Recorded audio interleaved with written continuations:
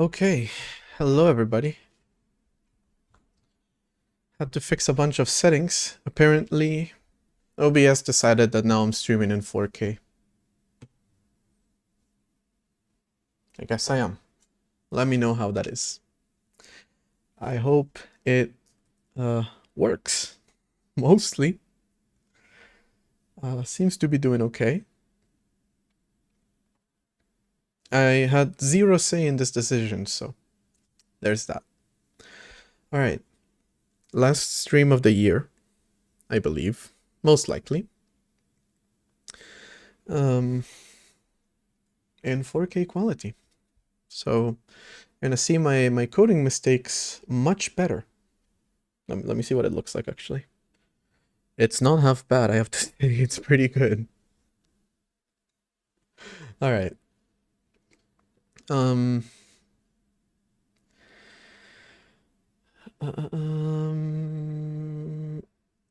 Completely blanked on what I was gonna say, but yesterday I started working on a build system, because Make is atrocious. Make is quite awful. But at the same time, the build system probably won't be ready today. And I made this little change in my operating system where I moved, well, I started doing this, but the plan is to do it, when I have free time between now and the end of the year, between now and the next stream, essentially. To move any driver code, kernel level processes and all that stuff from the kernel folder of the operating system to the modules folder of the operating system. And I set this up, what was it, Friday, I think? But just a very simple implementation of it. But one thing I wanted to do, because I have plans to do something completely unhinged. I'm not going to talk about it until I know that it works. So I'm going to keep my shame to myself if it doesn't work. But I'm planning to do something completely unhinged during the holidays. And I kind of needed a conditional compilation in these modules so that you can compile only the modules that you want. Well, I didn't need it, but it's nice to have. It's certainly nice to have. So that's I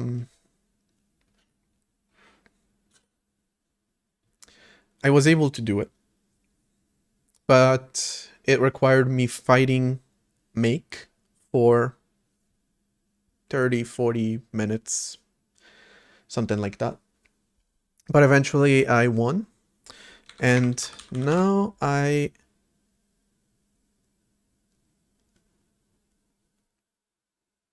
Right, no, okay. Another thing I need to do is yesterday when I was working, I saw a bunch of issues with malloc because it doesn't return zero initialized memory. It returns undefined memory in Linux, but not on my system. So I needed to make some changes to that, but I did it properly. So I gotta discard these changes. Then I gotta pull my changes.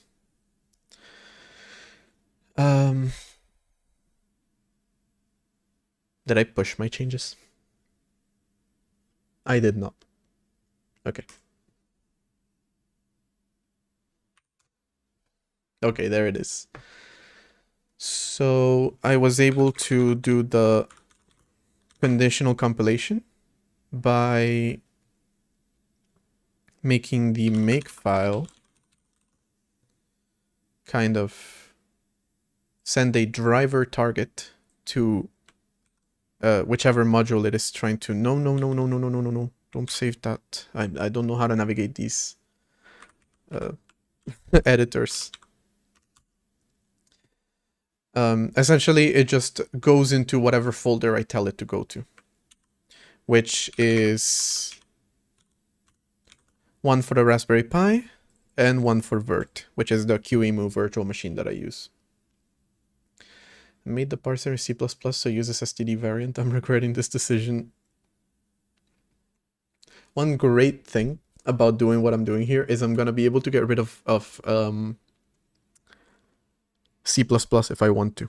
Because what I was doing before with inheritance, I'm now doing with conditional compilation. So, quite nice. But I'm not planning on doing that right away. But yeah, I was able to do the conditional compilation stuff. And also I have a single makefile for all my modules. So far I only have one module, so it's easy to do. We'll see how long this lasts. Yeah, so there's that. And the other change I made, here comes Chester. Hello. Today is Chester's 5-year adoption anniversary. I found him on the street and rescued him 5 years ago. That's not how it happened, just to be clear. But yeah.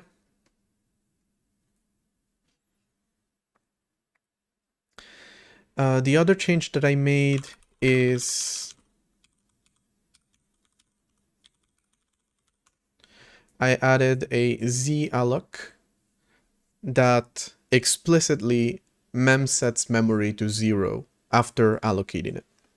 In my system, it's just calling malloc because this very logical thing malloc does by itself. In Linux, Mac, and Windows, it explicitly memsets it to 0. Another brilliant decision when making libc that has now come to bite me in the ass because I want to make my software compatible with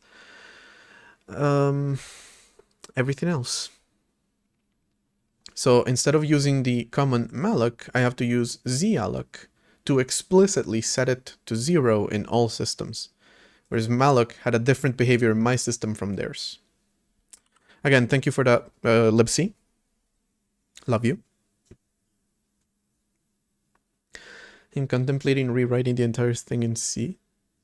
It won't be a lot of work. Honestly, if you're thinking about it, do it as early as possible before it becomes too difficult to do it. I mentioned actually how when I was debugging something, I just rewrote an entire driver in C, and it took me like 5 minutes to do it because my Objective-C, holy shit. My C++ code is just C style C++. So it's very simple to, because it used to be C, then I translated it to C++. Now I'm planning on doing the opposite. But yeah, I can do that. The only reason I haven't done it already is because I want to do it through that compiler project that I mentioned yesterday. It would be more fun. Okay. That is it for things I wanted to yap about. Does the system still work? We'll see. Everything compiled so far for the modules, so everything looks good. Got stuck there a little bit, but that was not part of the compilation, so it's fine. Seems to work. Dynamic arrays in C, yeah, it's not difficult. I actually, another plan that I have is to just refactor all the data structures that I have, which are essentially, they showed up in a commit. I forgot that Linux has a very limited view of the, oh no, hold on, here it is. All of these data structures. I'm planning on just taking a little look at them again. Most likely gonna make the C++ ones just a wrapper around the C ones. And the... Shh. This damn dog is very, very talkative. Yeah, refactor that, go through the allocation stuff that I mentioned yesterday. Like, I probably want to be a little bit more explicit about where they allocate memory. But I want to strike a match between, or strike a balance between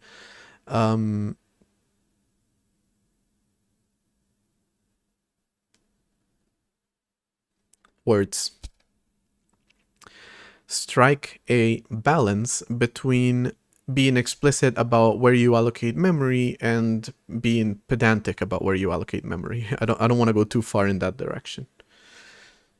So I'll see how I can make it as simple as possible. Because right now you just allocate an object. It's just like, okay, I need an array. Create an array. Push an object into the array. And you don't care too much about allocations. And you can do like create an array with this specific allocator.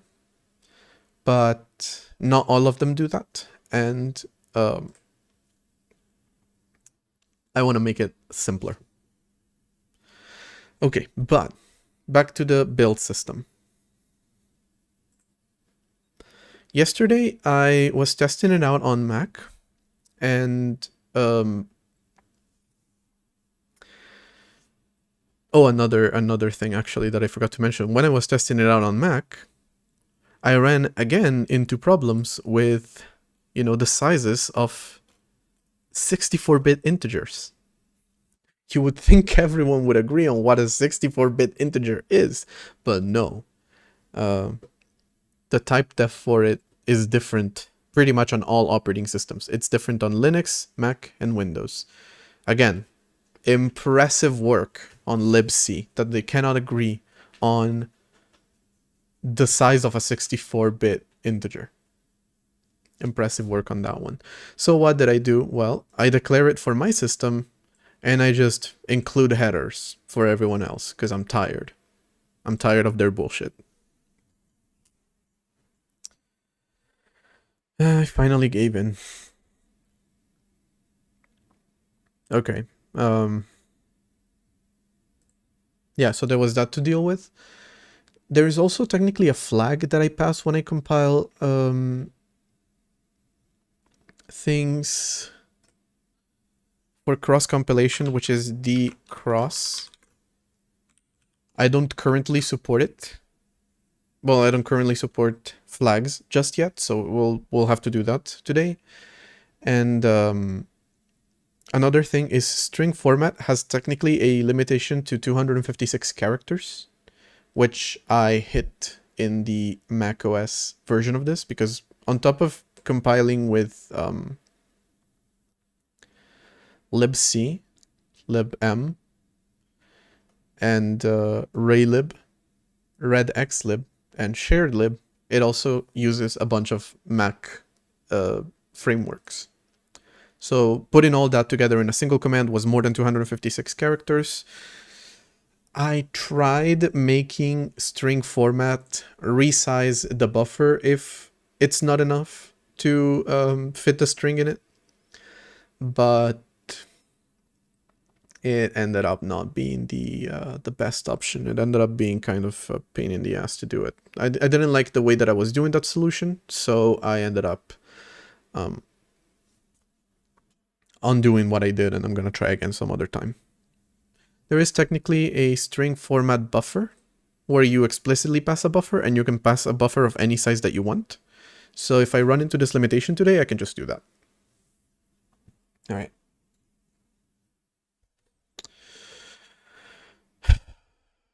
Okay. So the way that I left it yesterday is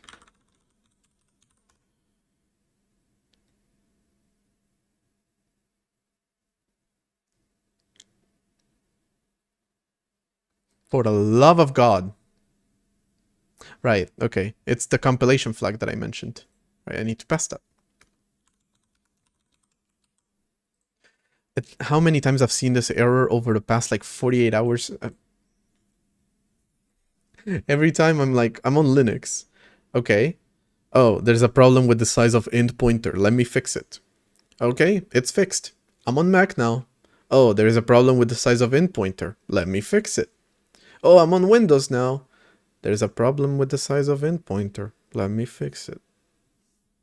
And the fact that it's still happening just haunts me at this point, but there it is. It's fixed.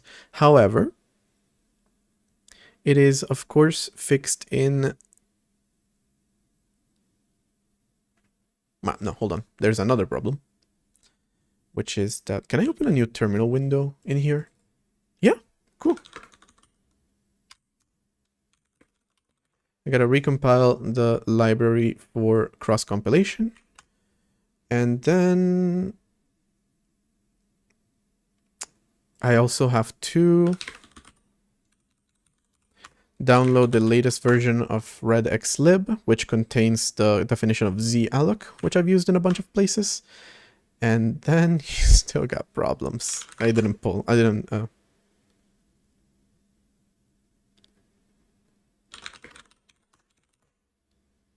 What in the name of fuck are you talking about? Oh my god. Cross compilation is fun, but it's also not fun. It's fun when it works. It's not fun when it doesn't work. Alright. So what are you complaining about? In the function msleep, which by the way, another function where I had to redefine and change the way that my system does things, because I was calling a function called sleep and sleeping for a certain amount of milliseconds. But on Linux and Mac, sleep sleeps for a certain amount of seconds. On Windows, surprisingly, they did it in a reasonable, logical way. It sleeps for milliseconds. The same exact function works in vastly different ways across different systems. Again, congratulations to everyone who's worked on this. You guys really communicated well on this.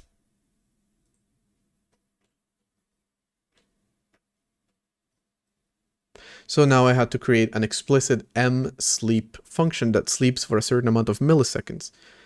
It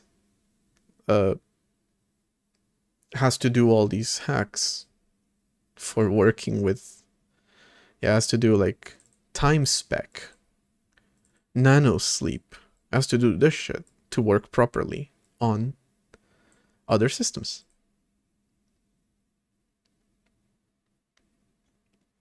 But what are you complaining about? You're importing time.h. Is nanosleep from another header? I don't know what you're complaining about here, buddy.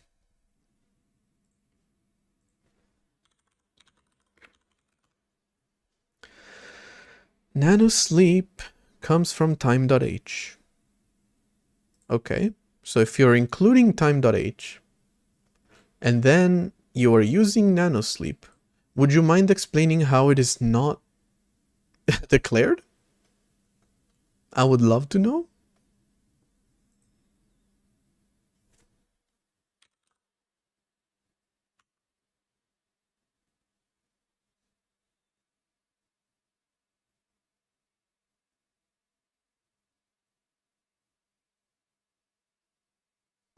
How do you even solve this? Like, what's the problem exactly?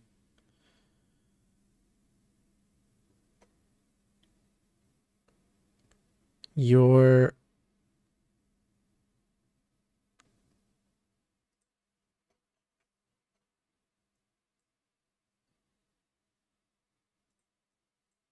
It's included. The file is included. What is your problem? What can I possibly do about this? Like, I'm including a file and then I'm using a header that is defined in that file. Why does that not work?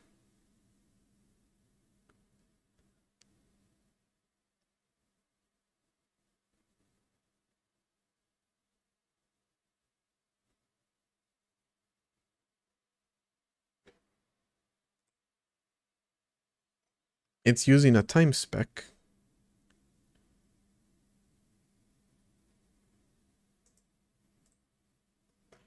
I genuinely don't know what to do about this. Do I need to... I shouldn't have to link. Should I? Should I have to link to libc explicitly?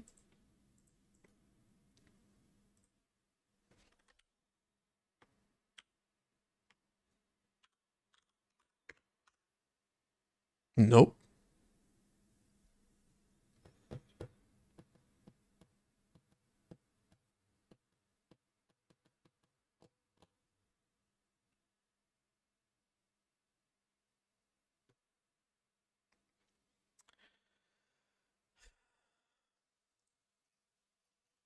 Right, there's no like conditional compilation flags here or anything like that. The header is again being imported. I'm even being told here that it comes from time.h.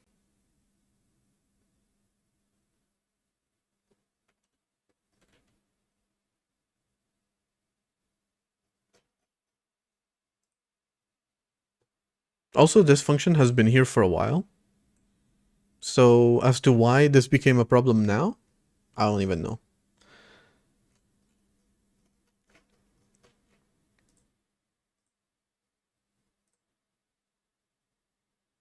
There's some errors where you just like don't know what to do about them because they're so stupid. Like you're importing a header, the header declares a function, the function is not found. How do you fix that?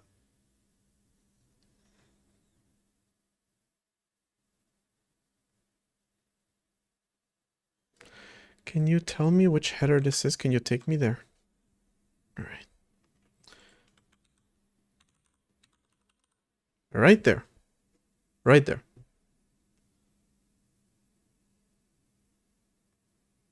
Do I need to... Is that a thing I need to do?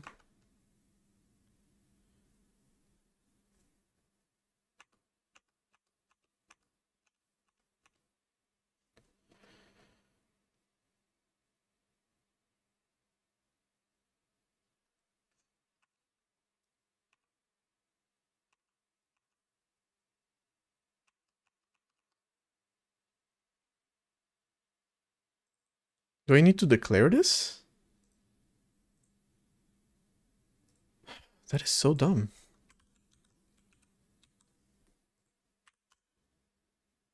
Wait, that's not gonna work. This is gonna work. It still doesn't work.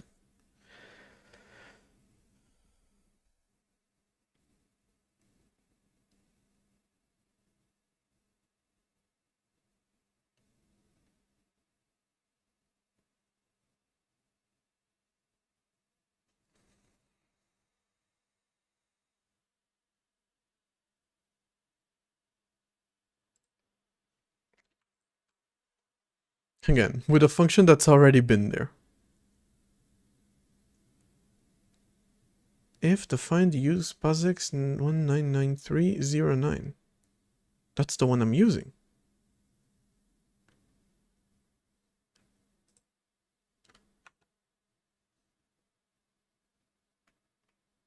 The function is declared.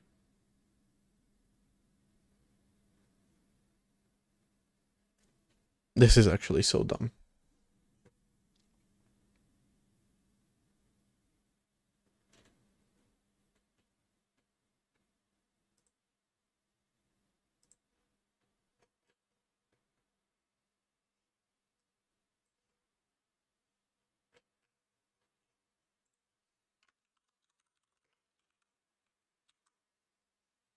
Does that fix it? All right, there we go.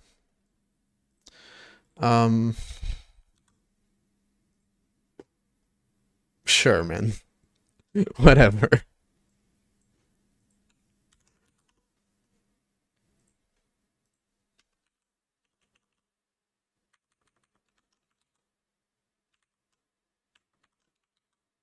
No, it has to be put before the header, doesn't it?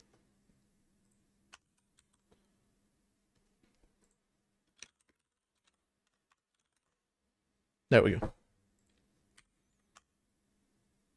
Okay, cool. And if I compile for cross-compilation, the first time it will work, it will compile. But then when it tries to compile internally with my new build system, it will fail because it does not have the decross flag.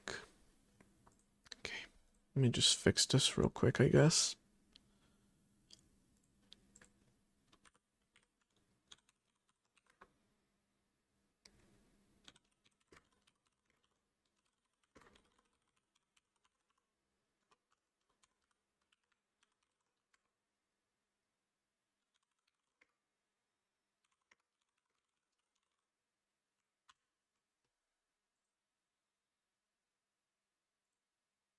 Okay. Dun, dun, dun, dun, dun. To actually do what I started doing today.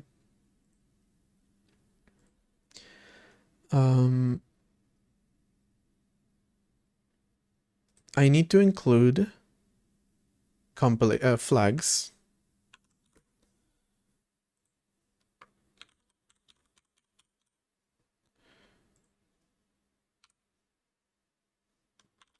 Compiler flags in here, which will be done with the string, but also with an array of flags.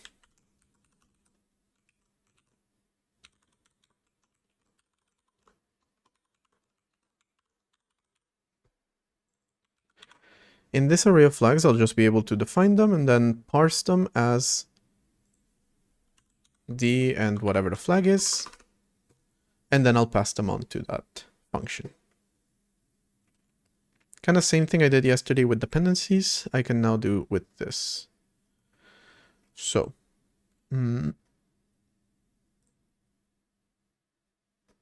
first off, where do I initialize the array here? So I initialize a new array.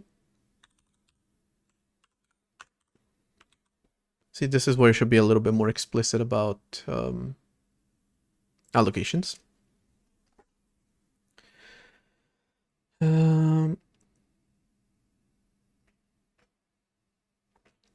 Cool. Then a very similar function to this one. Process comp flags, which takes a void data. Oh, by the way, I completely forgot to mention this. Yesterday, the dependency resolution, essentially to go from something like add local dependency to the actual flags, like this one and then this one, it was bugged because of this function. Dependency dep equal to dependency data, except this used to be this, which is apparently not an error. I feel like the compiler should recognize that this doesn't make any sense. You're casting an object to itself by the same type. That doesn't make any sense. There should definitely be at the very least a warning, but it's not. So yeah, when you cast an object to itself, you just get garbage. All right, so let's try not to make the same mistake today.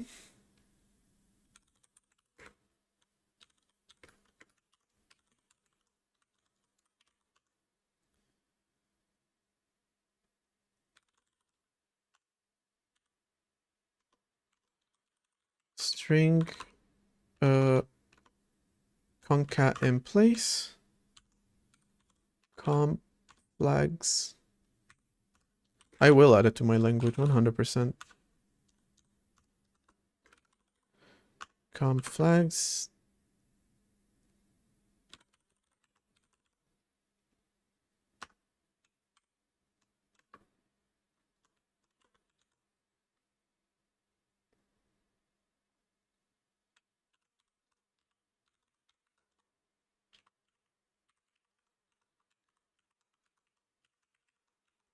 Okay, so I'll either concatenate a string or create the string in the first place. I am writing a build system, yes. And that should technically handle all of them. And if I put a comma here and I just iterate through the list, c-linked list for each comp flag list, process comp flags, then that should handle it.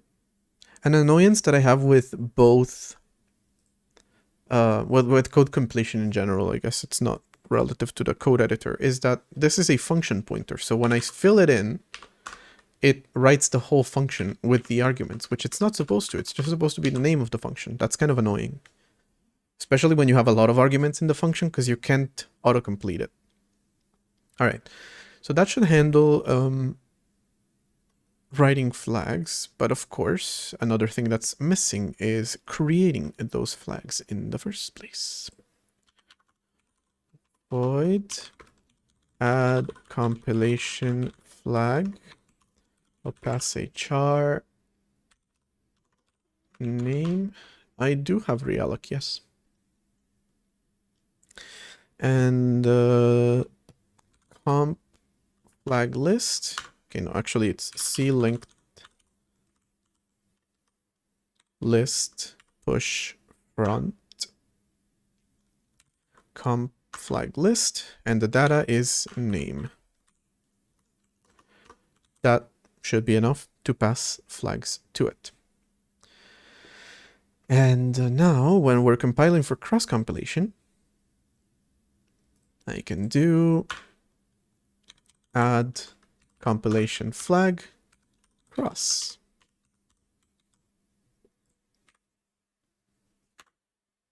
And it worked. It worked. It added the flag.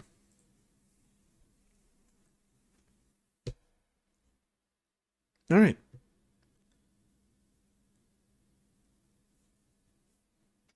Nice. I want to see the compiler. It's been a while since I've looked at compiler design. Always easier to look at it when it's just starting out than when it's like grown beyond the ability of any human to understand it. Okay. Compilation flags are there. I feel like the same thing that I just did, I should also do for linker flags, because in my current build system,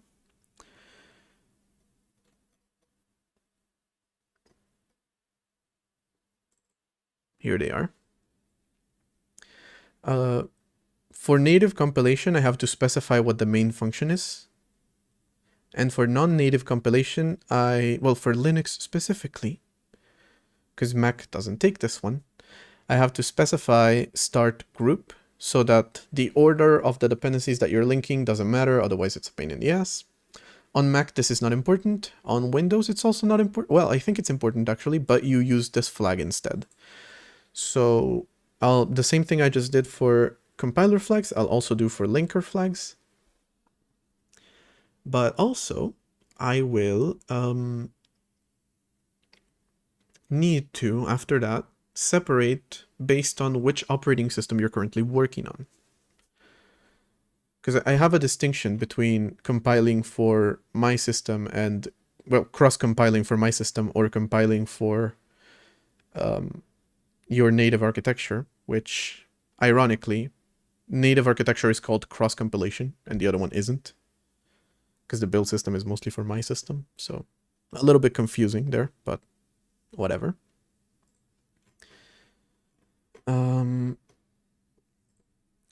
I don't have a way to separate based on which host system you're working with, whether you're working with Linux, Mac, or the other sad one. Okay. Link flags. Link flags. I'm just going through where I made changes in Git. And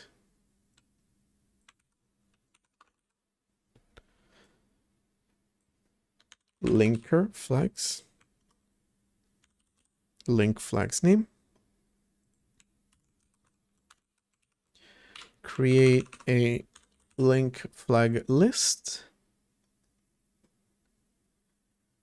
And a very similar function to this one to process link flags. But the format for this is different. A format for linker flags is essentially WL. Is it always WL? WL. And there goes Windows fucking it up.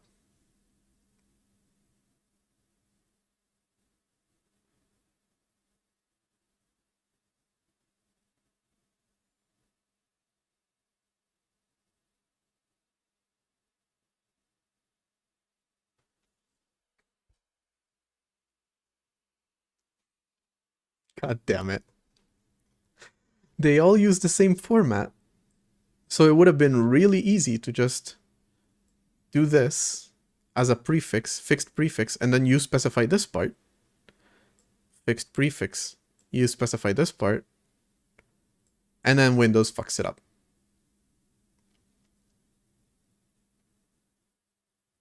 Man. Okay, most likely what I'll do instead is just pass the flag as is. And make it prettier later. Okay. So if I did everything correctly, that should work. Okay, for cross compilation on Linux,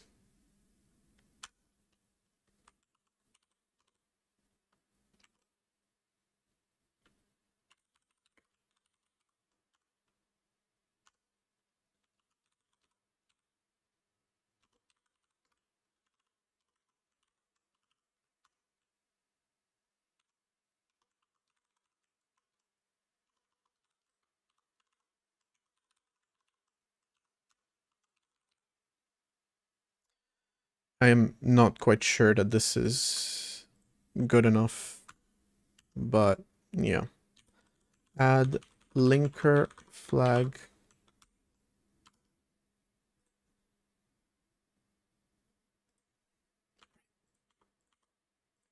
Okay, so Linux uses the makefile. Linux uses the WL start group flag. Windows uses the fuseLD flag.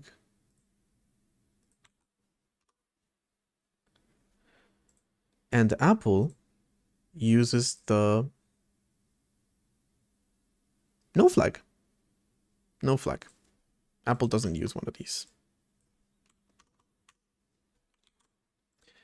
And when compiling for redacted, you add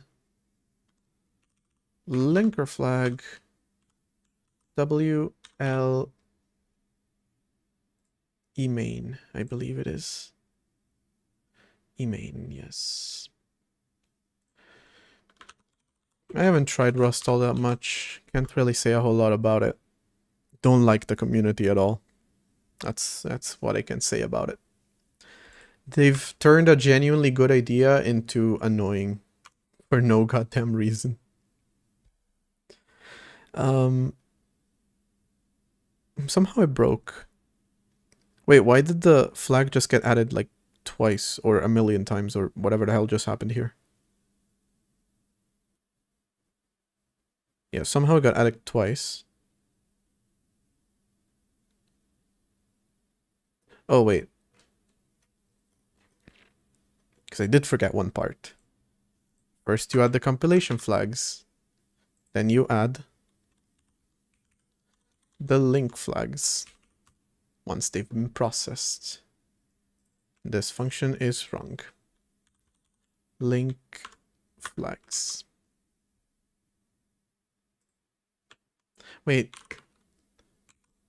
That's not a thing in C. It's only a thing in C++. That kind of sucks. Because again, I inverted a condition. My language is 100% going to support if not link flags data. Because this is so annoying. I like having the exclamation point, but when it's not there, you kind of miss it. And I don't want to do like if this equal false. That seems kind of annoying. So I don't want to do that. Segfault.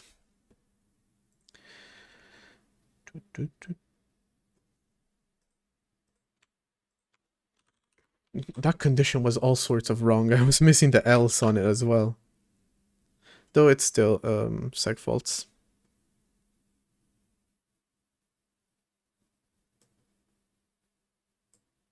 Does it realize when there aren't the correct number of...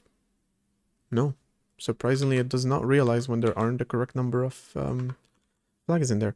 1, 2, 3, 4, 5, 6, 7. 1, 2, 3, 4, 5, 6, 7. Boy, am I glad the chat was quiet today. As I said those numbers. Nobody better say anything.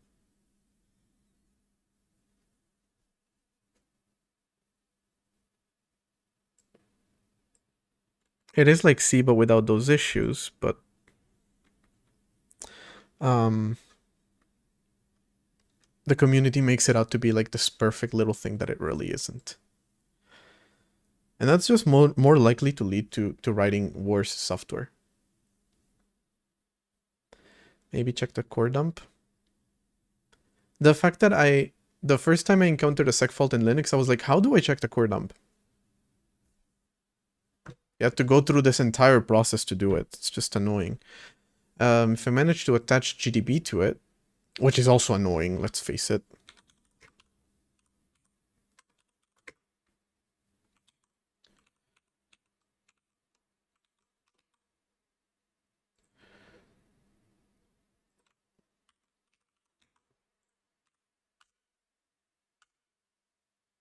There it is.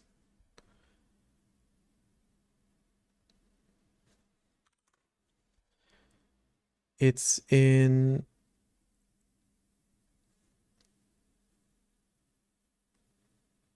The alternative operators, not and or, should be in C.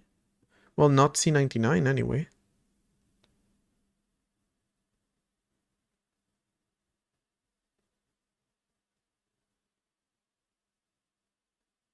Wait, I can use that flag now. I'm so used to doing bare metal compilation that I cannot use that flag, but now I probably can.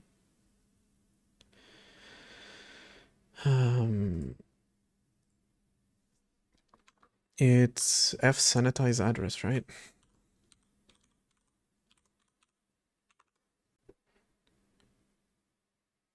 Yeah.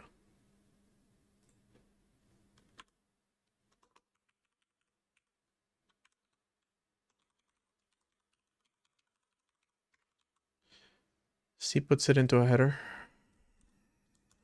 I'm gonna pretend to be shocked, okay?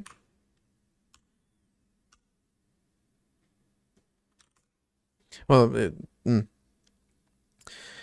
still, the problem is in the compilation. With the output being this. What's your problem with that? It's not helpful at all. Thank you for absolutely fucking nothing.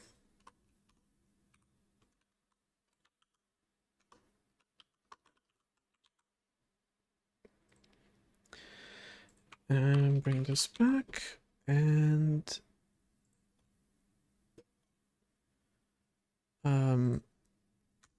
yeah, most likely. Link flex, link flex, link flex, flag, flag, flag. That part is good. String has been changed for a while. It mostly works fine. Not sure what's going on right now, but let me see. Most likely. Well, hold on. Here it is. I was just passing the wrong address, actually.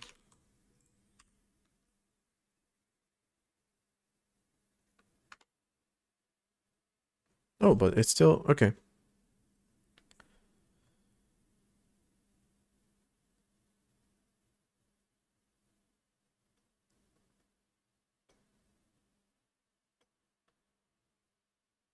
How is it a memory leak to allocate memory?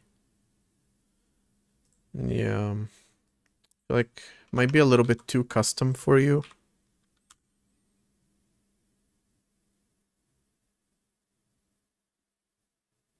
Oh. I knew about this start group flag. I didn't know how it worked. I never realized it had an end group. That it makes sense. I just never thought about it. Like, how does it work? Never thought about it. I was just told, use this flag. Worked. Good enough for me. But if you add it automatically, I don't care. I'm not gonna add it myself. All right. Because I'm not freeing it. I am freeing all the memory that I'm... Well, we'll see. Don't even bother with sanitizers unless you add their attributes in your entire code base. Yeah, I figured like that's why I removed it. I feel like my code base might be a little bit too bare metal for it. But okay.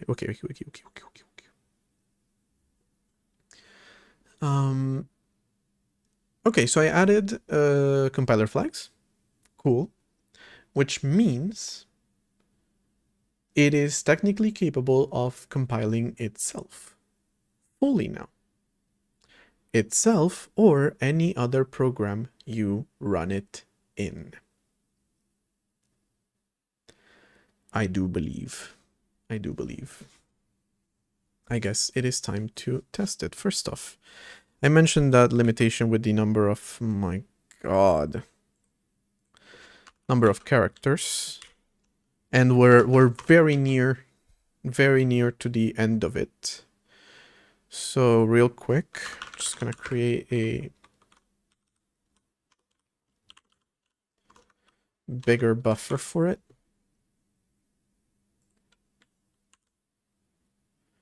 If I pass in buff, and the first two arguments are the buffer itself and the maximum size, but that no longer returns a string. You instead pass in the buffer directly. And I guess printf just to silence you, just so you can shut the up.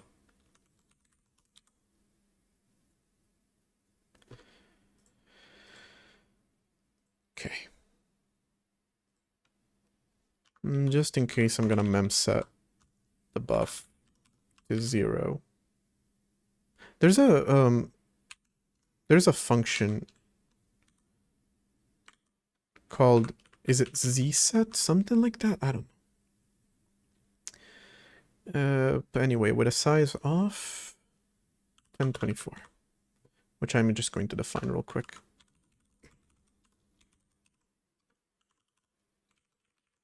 So if I change it, I can just boom, boom.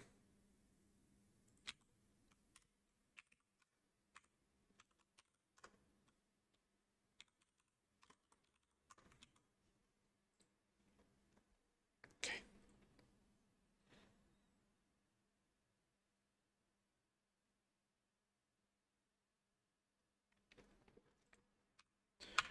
All right, so it's just still compile. I got rid of that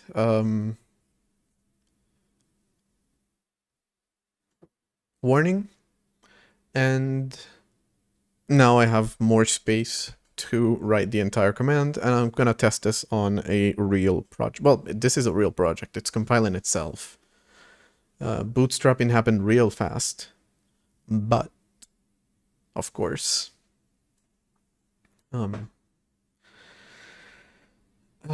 it's not enough. My team in Z is synthwave. How do I see it as a command? Control K. Synthwave 84. Okay. All right, that's the first hour of the stream already. So real quick, I'm gonna check everything I've done. And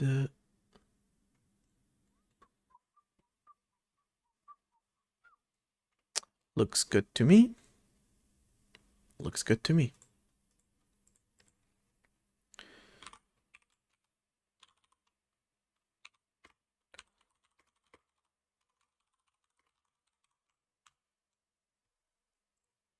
Okay.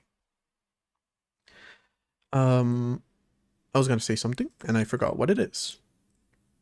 Cool. Yeah. I'm not sure if I'm gonna keep this specifically. It's a little bit ugly, I have to say.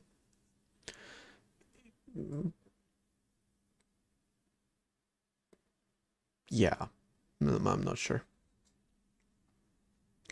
Maybe... maybe I can do it like runtime instead of compile time. That feels like a good thing to do. Okay, so can I speedrun it in the 4 minutes before the ad starts? Let's go. All right, so I'm just gonna define enum os name. Wait.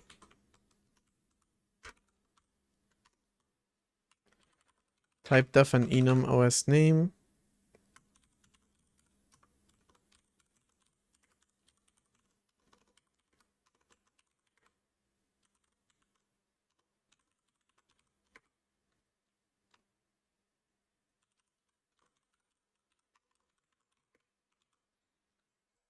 Type def that, and then just create a const os name. Oh, I was gonna call it OS system. No. Temple OS cross compile when let me do my own operating system and then we'll get to it. Okay. So I'll just pretty much what I did before. If Linux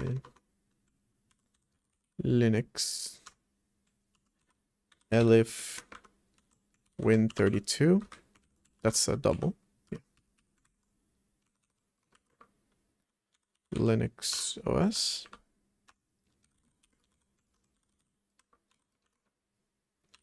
Windows OS elif Apple. Not sure if the parentheses are needed. Probably not. I'm just used to putting them there. OS name OS is Mac OS. I don't have a compilation flag for this, so I'll just do else. Const OS name OS equal redacted OS and diff.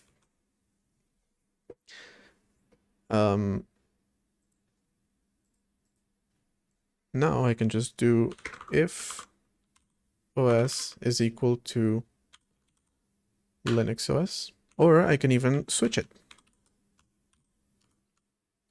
Or not. Oh no, okay, we're good. Case Linux. Do this and break. Case Windows.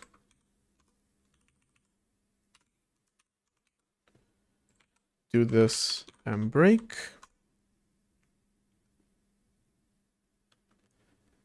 Default break.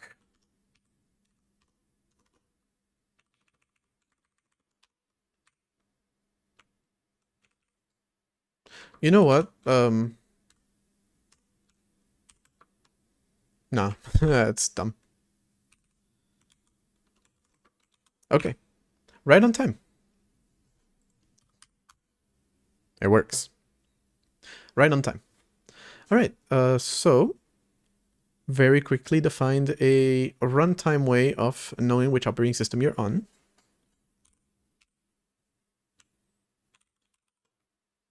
No, wait. And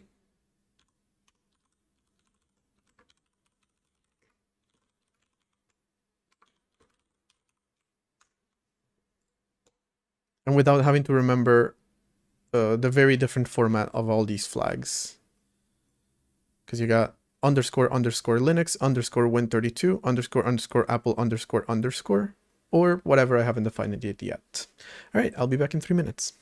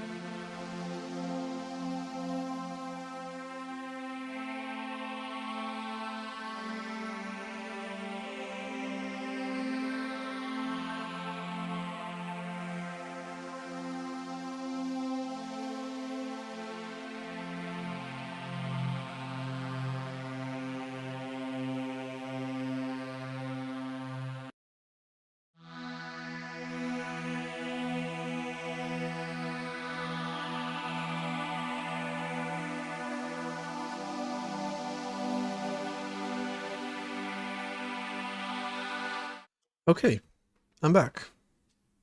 And I was eating a kiwi during the ad break. The animal, not the fruit, obviously. And I realized at the bottom of the box that it came in, there was a wooden Christmas ornament with the brand name on it. And a little kiwi sending a letter to Santa in the back. And I just want to say, if you ever receive one of these, and you put them on your tree. If I go to your house and I see one of these on your tree, I am burning your house down. This is... Why would you do this? Why would you send this? It's also like really flimsy. I'm pretty sure it will just break. Anyway. They're having a little Grinch moment, I guess.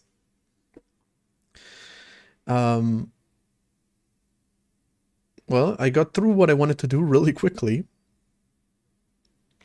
So the build system's ready. Okay, let's ship it. Okay. Let's test it on a real project now. It only compiles. It does not...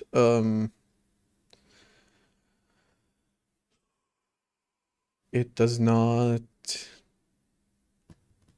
Forgetting the word. It does not run it. But it does... It should work. Okay, so on the operating system is a bit too difficult, but I do have plenty of projects here, including the Game of Life, I believe. Here it is.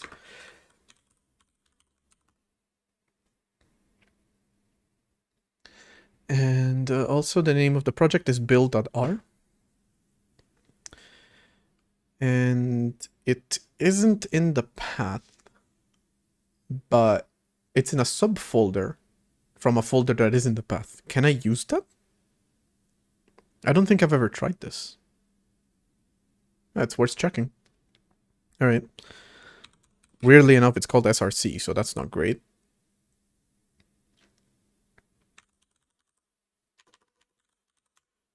No. Okay, that makes sense.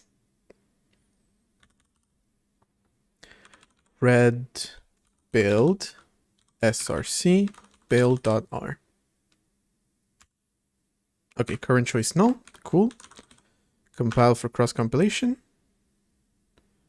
And build2.r, which is an ELF file, funnily enough.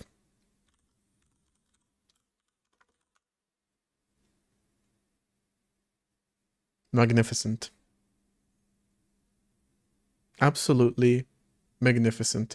I just realized there's like a debug text up there. It's very small. It says hello, and then it's just counting, I guess, the number of frames. Cool. Maybe I'll get rid of that. But, cool. That worked. Damn. It literally just executes a command, and it's very hard-coded. That shouldn't surprise anyone.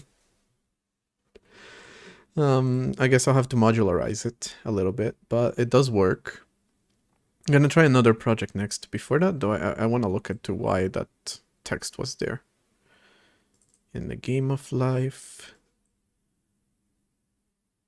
You know, when I told you to open it, I meant open it. I guess not.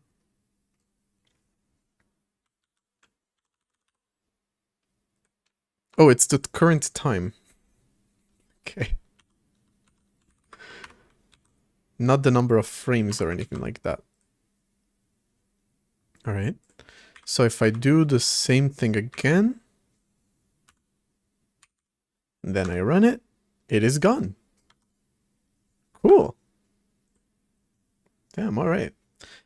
Let's do another one. A more complicated project, such as the hack game, maybe? It's just called hack.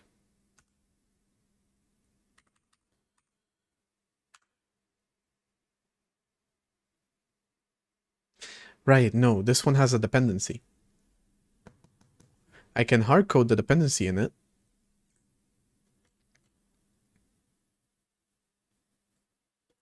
But you're kind of supposed to do this, you know, once the project is actually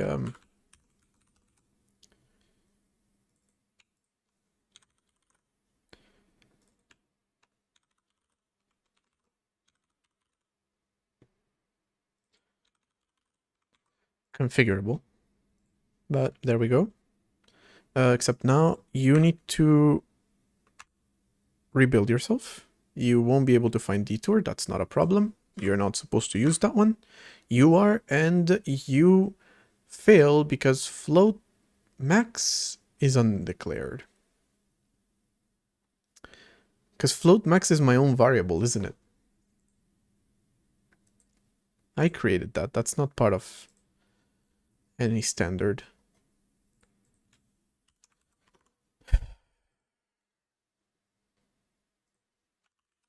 So it's supposed to go here.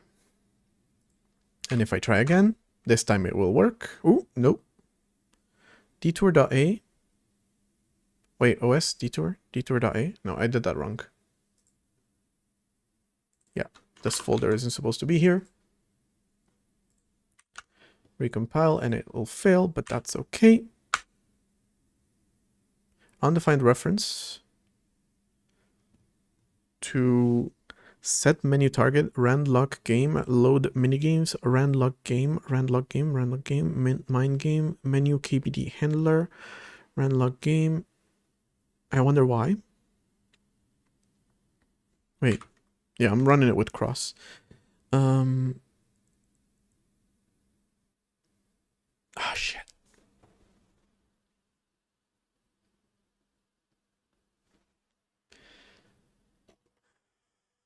Checking for files is not recursive. So the project that I'm trying to compile looks like this. Has a bunch of .c files here, but then it has minigames. Has 2 C files here. And that's it. But it cannot find those files because they're not included. Cool. Okay. Well,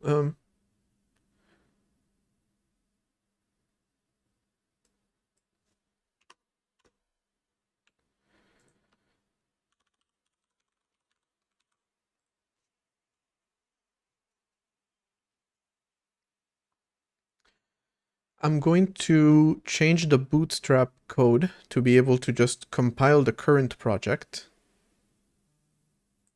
into the previous folder's red build, which is the one that's currently added to the path. And so we will have a red build command, and we'll also have to chmod it. That part should have stayed. There.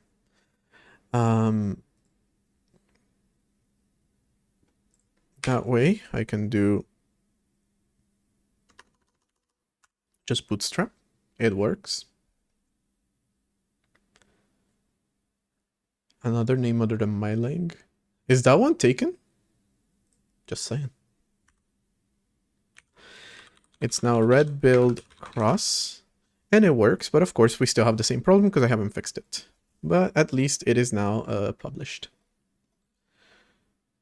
What's your problem? No, don't fucking do this again, okay? No, don't go there. Don't try me, not today.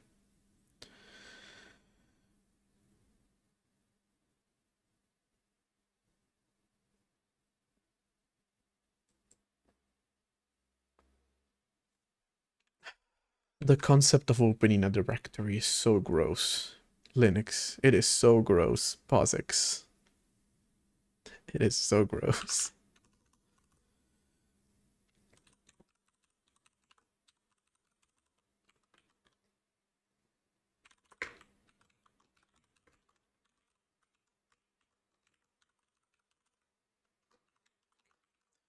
So this function will need to be... I see. Generalized to take any kind of directory. It is taken? Damn, who called their language MyLang?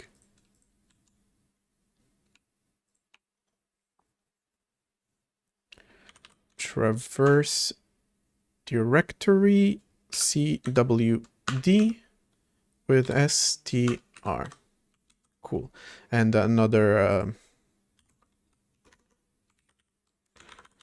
recursive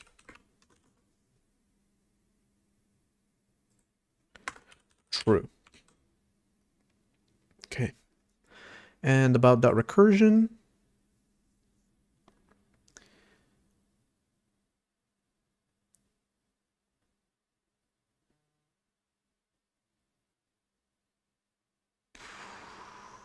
what is the structure? Dare stream. I don't know how to work with it. Inspired by Python, C, and JavaScript.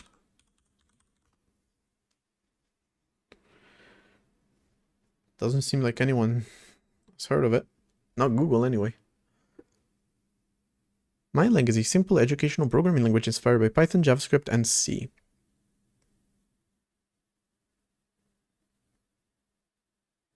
Did you take the worst of both of all three worlds, I guess? Just take, like, the vagueness of C, the slow from Python, and the ridiculous from JavaScript, and just put them in a blender together? Or did you take the best parts out of them? It's a fine line. It's a fine line.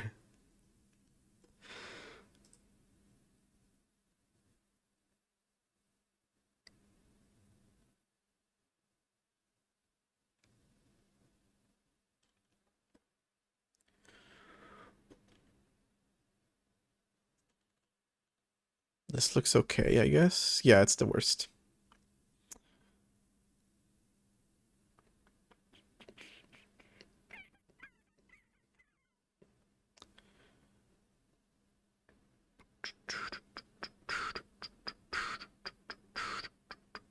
I like this. I have to admit. This is nice. It's a tuple, but a little bit more complicated than that. Lambda captures. I have a broken Christmas ornament on my desk.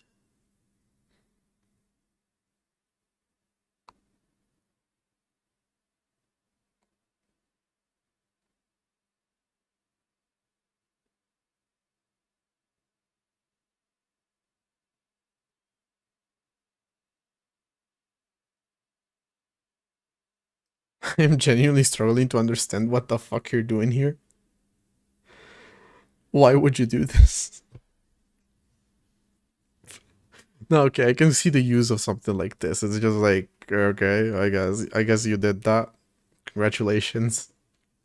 What it's doing essentially is it declares a function called createAttr function, which adds, it's a function that takes one parameter, but then it actually creates a function internally. It returns a function which captures the parameter and then takes another argument and adds it together with the captured argument from this function.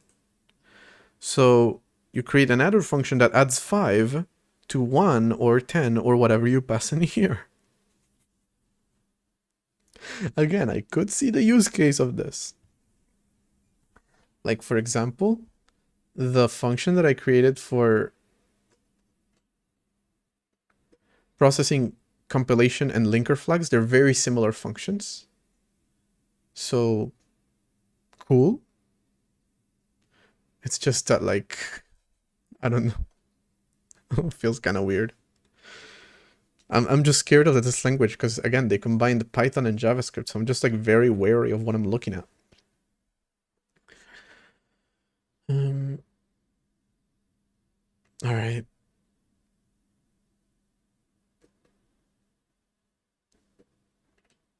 Interesting. Well, you have a language called MyLang. Just do 5 plus 1 and then 5 plus 2. Well, why would you do that when you can use a function to do it for you? It's literally one less character to do it manually, by the way. And fewer function calls and less bloat. But hey, it took the bloat from JavaScript. I did that. It definitely did that. Bro, every single time. Are you serious, Jester? Thank you. Always gotta do that on camera. Pretty sure he comes on camera to do that.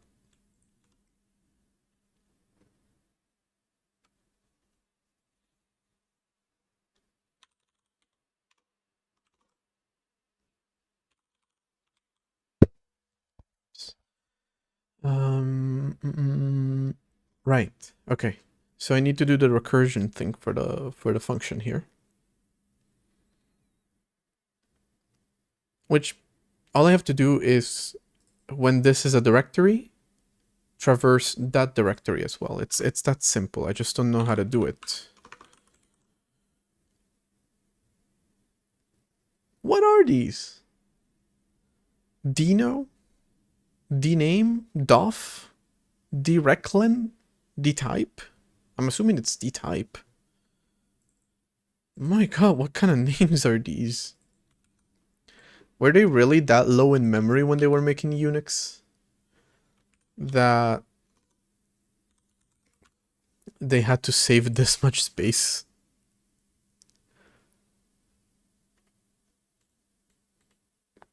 No, I'm not looking for that. I'm looking for the data type.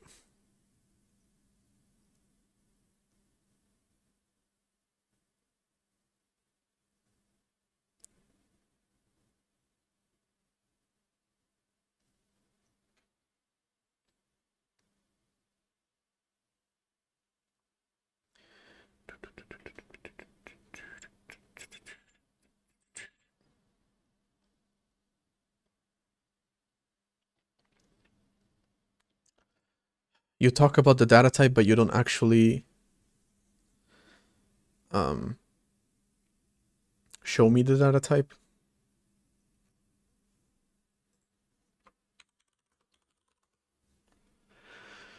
I can't say I understand what the fuck you're doing. Okay, here it is. D-type. If it's dtdir,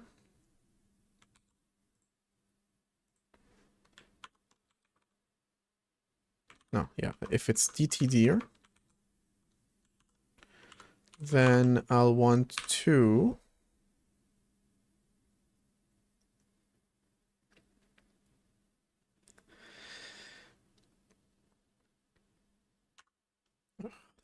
traverse directory with a I was always tired of make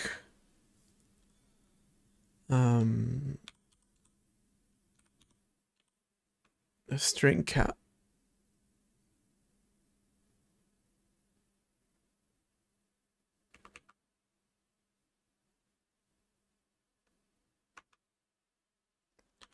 And no, directory with ent dname recursive with the string. There is always cmake. No one likes cmake. Well, you responded to yourself there. Okay, and which godforsaken header do I need to go to find dtdir? Not even cmake like cmake.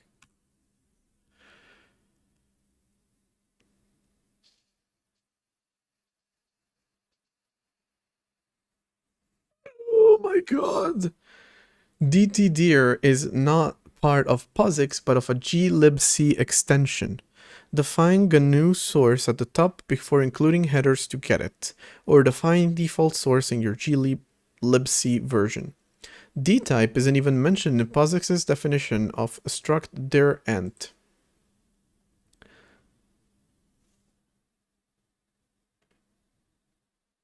So they never thought about like telling you whether something is a directory or not? Absolutely incredible work. My god.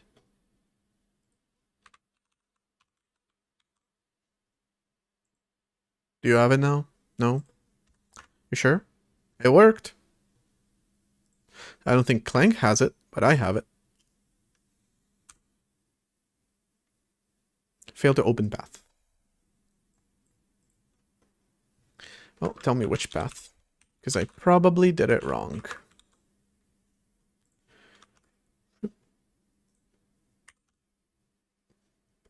Home the hack resources. Ah, shit. Yeah, I did it wrong. I forgot to put the, well, let's just do string format, yeah? S/S with directory and ent. This better work on Linux and Mac. At the very least, Mac. I don't care. Windows and Mac, I mean. Programming needs more standards in it. It's so convoluted for no reason. More standards just makes it more convoluted, but this is ridiculous. The fact that the POSIX standard does not include a definition for knowing whether something you're looking at is a directory or not is ridiculous. You cannot do current directory, can you?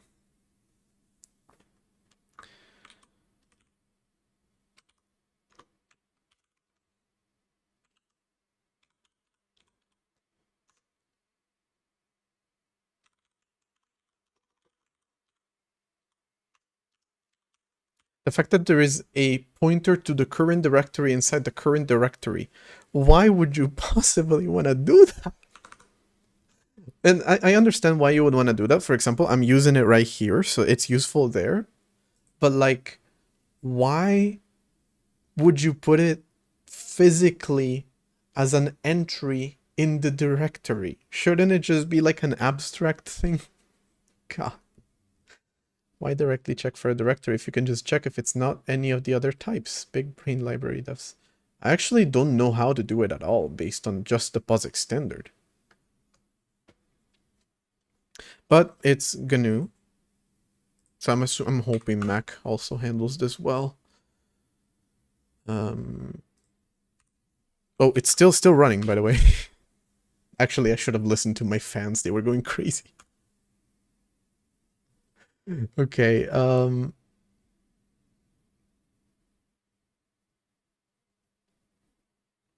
menu, main C, computer, Renlock C, mine C. Okay. Ah, shit.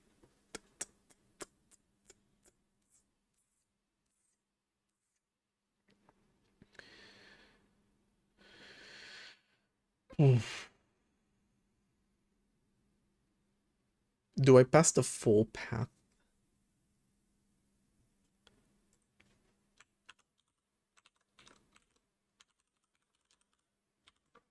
That's the easiest way of doing it. A little bit annoying, because now I'm telling it to go into home D hack menu C, home D hack main C, home D hack computer C, home main it's actually doesn't even fit inside the buffer. Complains about theme.h. Which is theme.h? Where does that come from? It's in the game. Oh, is it not including itself as a...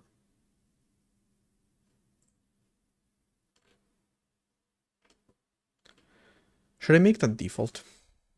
No, not gonna make it default. Just in the common dependencies, I'm going to add a local dependency to include self, link nothing, build nothing, don't use make.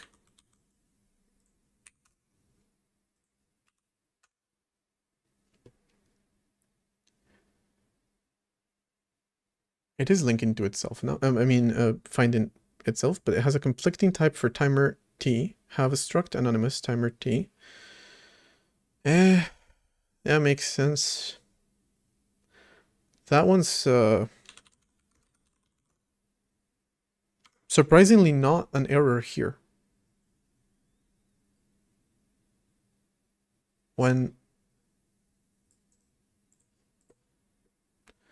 this is the command that the makefile outputs, and this is the command that my system outputs, which is again cut off. But oh, I'm pretty sure because of the D cross, it is doing stuff that the other one isn't. Okay, that makes sense. All right, that one's on me. That one's on me entirely. Oh, everything's on me. I'm coding the entire thing. But what I mean is the error that I'm getting is unrelated to the build system, and it is entirely related to the game engine, which has a definition of timer T, which I included recently, but that's not the right word to use. We'll call it game timer T, because it also doesn't work with regular timers like you would expect. It works with just delta time from the game.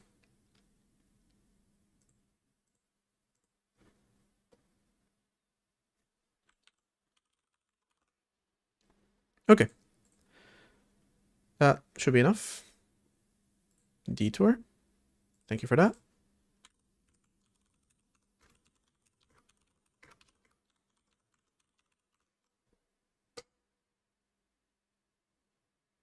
Git push failed. You gotta pull. Yeah. Wait, git pull failed. Oh, okay.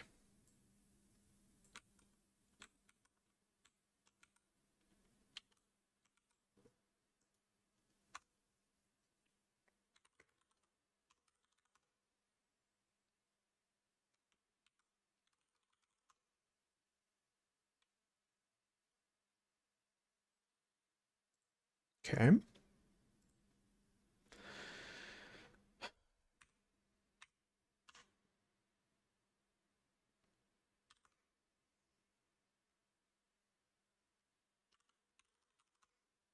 Whoops. Boom. And the game compiles with a new build system. Absolutely amazing. Dynamic array and a makefile. Nice. Okay. For that matter, if I ever abandon the operating system project? No, but like, as a hypothetical. I'll keep the library that I built for it. Because I've just made a library for working with C, which is pretty much interoperable with most programming languages. Actually, what programming languages? Without C interop. It's interoperable with most programming languages. It's pretty low level, and I built an entire library for working with it. So even if I never worked on the operating system again, I will still use this library. Can we be free of C?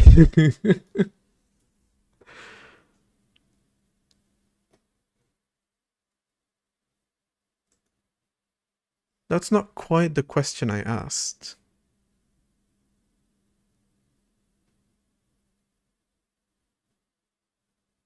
What is this about C isn't a programming language anymore? I saw it here too.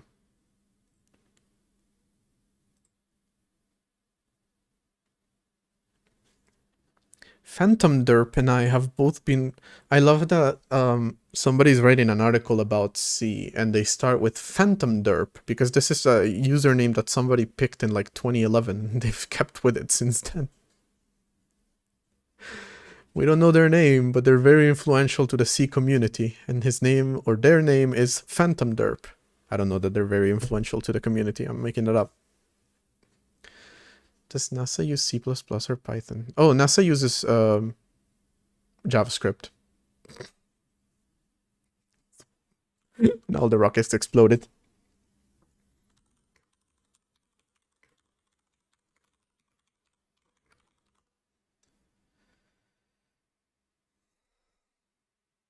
Oh, they do use Python.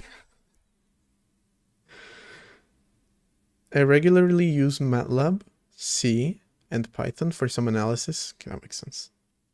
But are you a NASA guy, or are you just like a random person that's just responding? No, thanks a lot for the comment. Makes me think that this is an actual NASA person. R, Python, or MATLAB? It was one of the Google questions.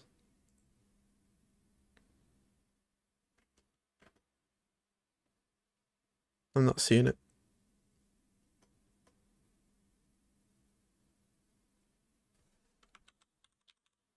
Oh, interesting. What is the answer according to you? It did make me wonder, because I thought they would stick only to maybe C. Interesting to hear that they use C++ sometimes too. Again, my biggest issue with C++ is the random fucking hidden behavior. It's so annoying. Already for making an operating system, it's quite annoying to work with. I cannot imagine what it's like for a fucking, like, space probe.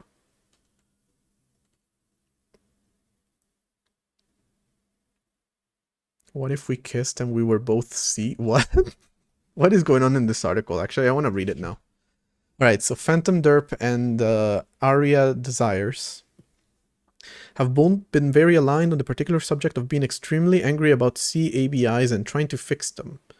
Where we're not aligned is why we're mad about them. He is trying to materially improve the conditions of using C itself as a programming language. I'm trying to improve the conditions of any other language other than C. Fair. What does your problem have to do with C? It wouldn't if C was actually a programming language. Unfortunately, it is not. And it hasn't been for a long time. Okay. This isn't about the fact that C is actually horribly ill-defined due to a billion implementations or completely failed integer hierarchy. Is that about the problem that I was complaining about earlier? Not quite. But let's face it, it's very related to what I was saying. Hey, Ice Storm. C is not a programming language, it is a lifestyle. Exactly. Exactly.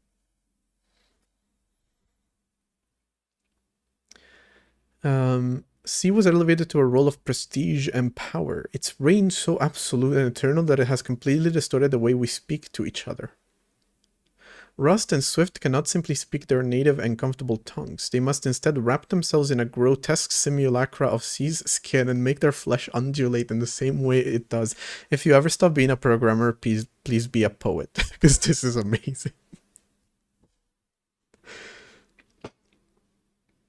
I'll be doing something similar to Rust types.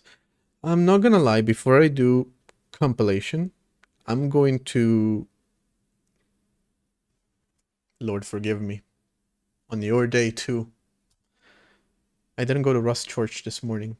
Wait, no, I did. That's totally why I was late, by the way. Well, I wasn't late, but I was almost late to the stream. Because I was in Rust Church today. So I will most likely be programming in Rust at some point or another before I make a compiler. Even though, like I said, my first aim for the compiler is to make C++ my C++, which is C style C++, compile to C, and then add a few convenient things to C, and then evolve it from there. So that's the plan for my compiler, but before I do that, I still want to explore a few more programming languages. Since I looked at Zig the other day, that was fun, so might as well just do that every once in a while. Who knows, maybe we'll have time for that today. Not for Rust. Feels nicer having U8, U16 rather than chart and short. Yeah, I saw that. I saw that in a random code base when I was starting this project, and I was like, should I do that? I kind of still want to do that, to be honest. It would be literally just like type def.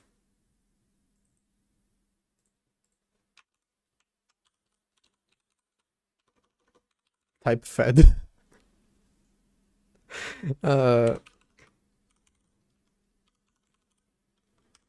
could do that. You don't like it? Oh, because it's the other way around. That would be nice to have. I considered doing it a long time ago and I haven't, and I don't know why.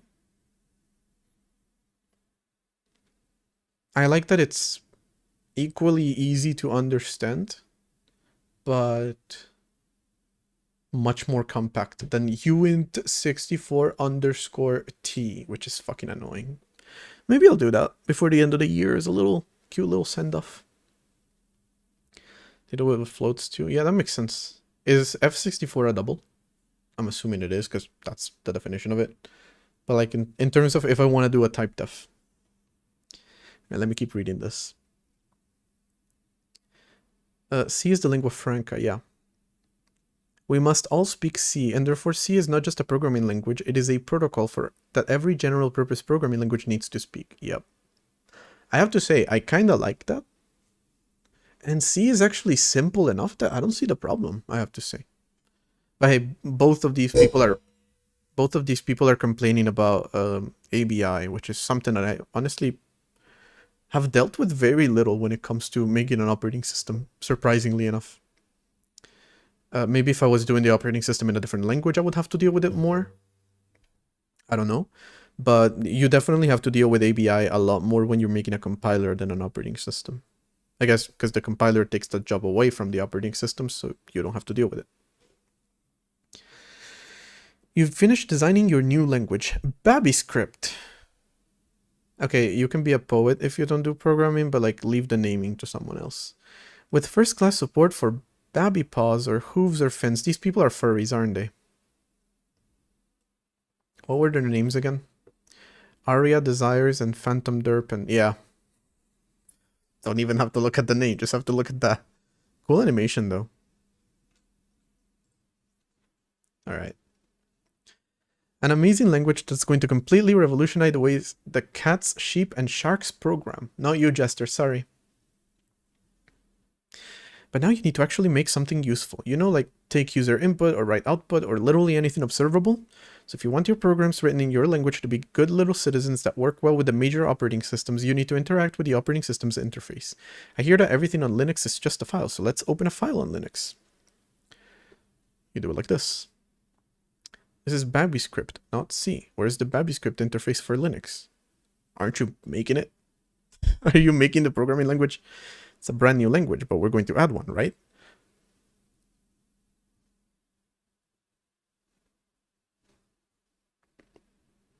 I don't know if that was Jester making weird sounds or... Hey, G Studios. Well, sorry, now that YouTube made a slight change to their API or whatever, I now have to refer to you by your government name, Gaming Studios. We're going to need some kind of interface that lets our language call functions that are foreign to it. A foreign function interface. Ffi. Yeah, I like the sound of that. Oh, hey, Rust, you have a C Ffi too? And you too, Swift? Even Python? What if we kissed and we're both C? Everyone had to learn to speak C to talk to the major operating systems, so when it came to talk to each other, we suddenly already spoke C, so why not talk to each other in terms of C too? Oops, now C is the lingua franca of programming. Oops, now C isn't just a programming language, it's a protocol. Yeah, but it's pretty simple. I still don't see the problem with it. Okay, so apparently basically every language has to learn to talk C. A language that is definitely very well defined and not a mass hallucination. I understand that C has definitely some weird stuff, but I don't think it goes to these levels. We're talking about very basic stuff here. What does talking C mean? It means getting descriptions of an interface's types and functions in the form of a C header and somehow matching the layout of those types, doing some stuff with linkers to resolve the function's symbols as pointers, and calling those functions with the appropriate ABI, like putting arguments in the right registers. You can't actually write a C parser. C doesn't actually have an ABI, or even define type layouts.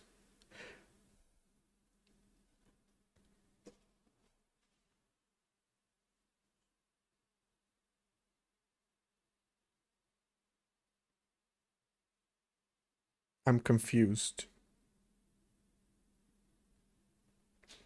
Parsing C is basically impossible. But a billion compilers would like to disagree with you. This is why I'm confused. There are lots of tools that read C headers, like Rust bindgen. Bindgen uses libclang to parse C and C++ header files. To modify how bindgen generates searches for libclang, then see the clang sys documentation for more details on how bindgen...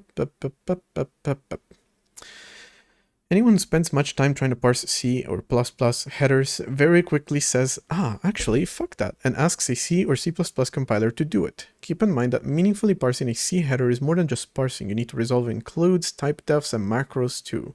So you need to implement all the platform headers resolution and somehow figure out what things are defined in the environment you care about. Yikes. Let's take the really extreme example of Swift. It has basically everything going for it in terms of C and C interop and resources. Defined by Apple to replace Objective-C as the primary language, and taken the notion of ABI stability and design further than anyone else. Funnily enough, Swift did not have C interoperability until like version 3 or 4, maybe even 5. I don't remember, but it took a while. Is a guy that made a C scripting language? Damn. It's one of the most hardcore FFI supporting languages I've ever seen. It can natively import Objective-C++ header. My god, that is crazy. Headers, and will produce a nice and native Swift interface with types getting automatically bridged to their Swift equivalents at the boundary, often transparently. It was also developed by many of the same people at Apple who built and maintained Clang and LLVM. Straight up world-leading experts in C and its spawn. One of those people is Doug Gregor. Let's see what his opinion on CFFI is. All of this reason the Swift uses Clang internally. Not even Swift has the stomach for this stuff. I have to say, I genuinely don't see what's so crazy about it. But, I don't know. We'll bring this back when I'm actually building a compiler.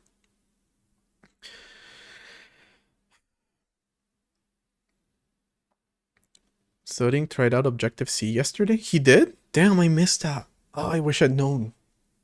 Objective-C is garbage. Yeah, it is. Honestly, when he tried out Swift, I do remember that he was complaining about, first off, the amount of bloat that is in a hello world binary by default, because it automatically includes a bunch of libraries that are absolutely unnecessary. And if you get rid of that, then it gets better. But then I remember that he was like looking for a very simple example of doing something, and like he genuinely couldn't find one until a viewer just like made a GitHub little snippet of code for him. It has a name, I forgot the name of it. And single-handedly saved his opinion of Swift.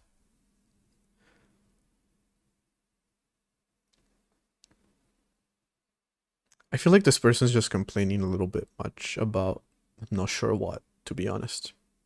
Besides the fact that, yeah, C does have a lot of baggage that is ridiculous, which is why at some point even I gave up on defining... I'm done with this project. On defining normal types like these, well, actually these, and just went like, you know what, use whatever header you want. And this is because of operating systems not being able to get their shit together. Not even because of the language itself, but still. They're interlinked. The integer types were designed to be wobbly sized for portability and are in fact wobbly sized. It's so stupid. It's so stupid. There are standardized conventions, but there's a nasty problem. The architecture doesn't define the ABI. No, not the OS either.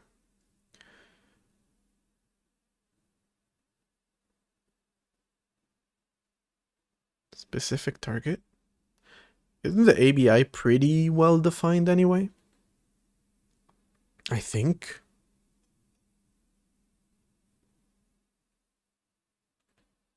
That's the way that I feel about it. I don't know, maybe I'm wrong. But I'm starting to feel to understand what this person is saying.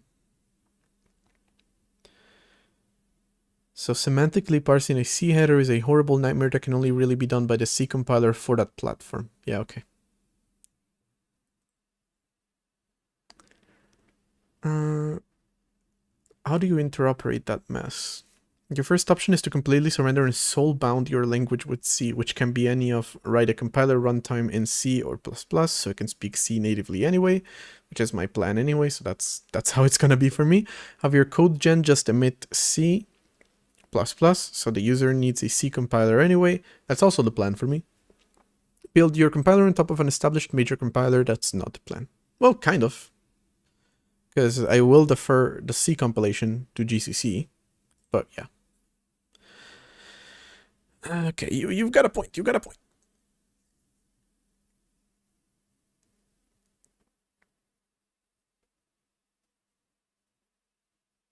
It's all gonna be a dumpster fire anyway. You might as well just start hand translating the type and interface definitions into your language.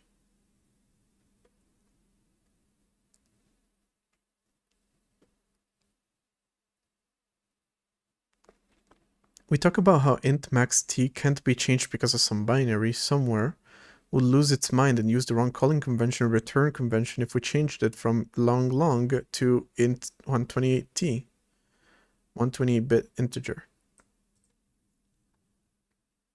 True. Actually. We've seen that type of stuff already.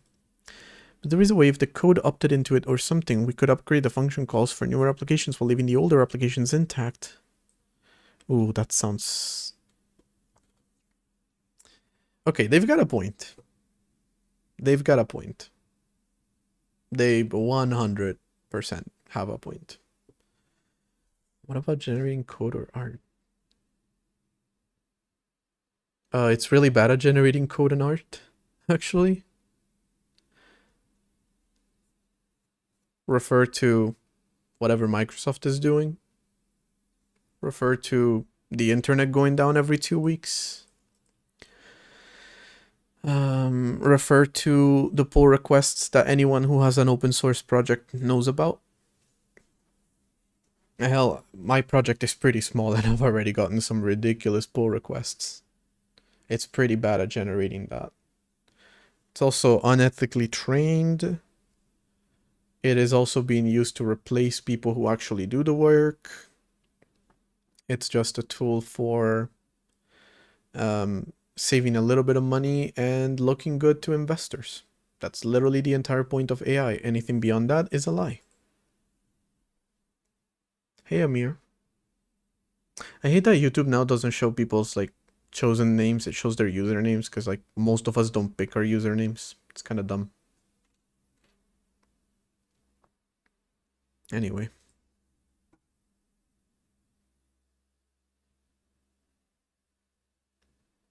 Speaking of which, actually, I just remembered that. Let me see real quick. Jesus Christ. I decided I would try posting the shorts that I'm posting on YouTube to TikTok.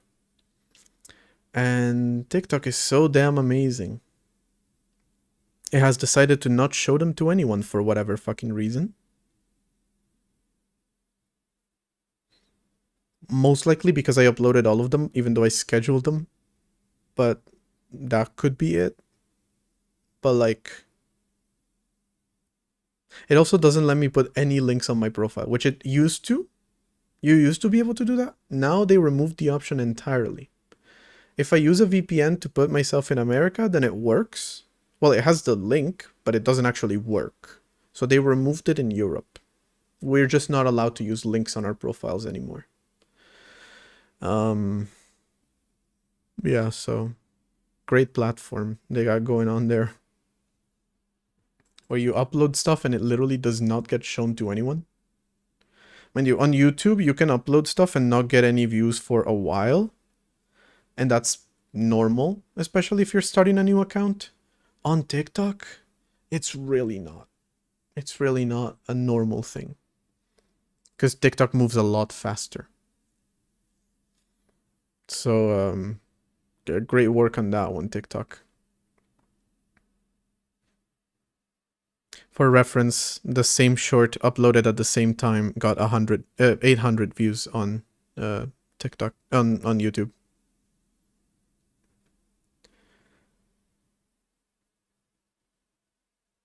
I think the biggest problem with the usage of AI is that the people are using it like it's way better than they are at coding.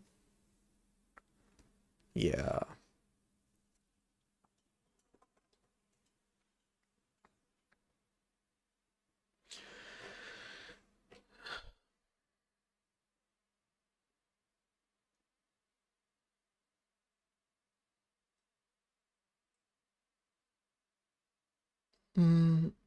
I want to create a helper function to do this manually because it's kind of dumb. I just don't know what to call it. Same as adlibc. No, let's not do that right now. Let's do this one instead, which is add dependency that local, and then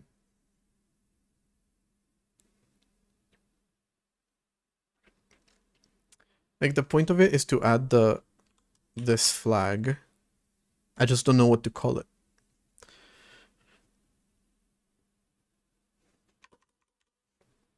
Self-include. Include self. I'll call it that for now. I guess I'll come up with a better name eventually. I always say that and never do. Okay. So, should I ship the binary of it? Yes, 100%. Ship the binary of it.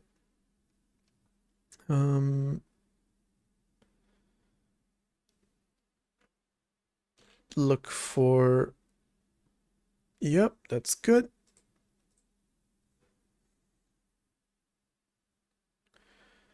And that's good. Okay.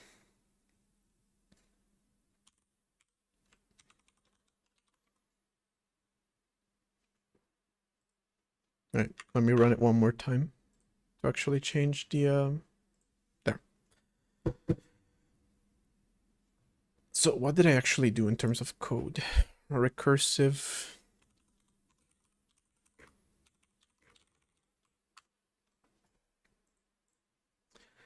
The reason I'm making my own program is make is annoying to work with. It's got a horrible syntax. It also mixes its own syntax with bash syntax, both of which are pretty horrible. Both of which suck. Whereas if you have existing programming languages that have even just a simple if statement, simple variables, a simple functions, flow, I don't know. Those work pretty well with a programming language. TikTok links work for me on other profiles, but I can only add a Lemonade link myself for some other reason. It's so weird. I used to be able to... I used to have links on my normal profile. And then I created one for this specifically, and I went to add links, and I realized I couldn't. And I went to check my other profile, and I also don't have links anymore. They were just quietly removed. So now I'm posting videos that are not being shown to anyone, hoping to get people to click on links that don't exist. But considering how important TikTok is and how I know TikTok format much better than even YouTube Shorts, much more familiar with it, I kind of wanted to do that, but apparently it's not gonna let me do it. So thank you for that, TikTok. I'm very happy about that. Might as well add it to my link tree because, like, yeah, guess it's there. All right, there's an ad coming up, so let me run that. Then I'm actually curious about that NASA stuff, so I want to look more into it. But that's in 3 minutes.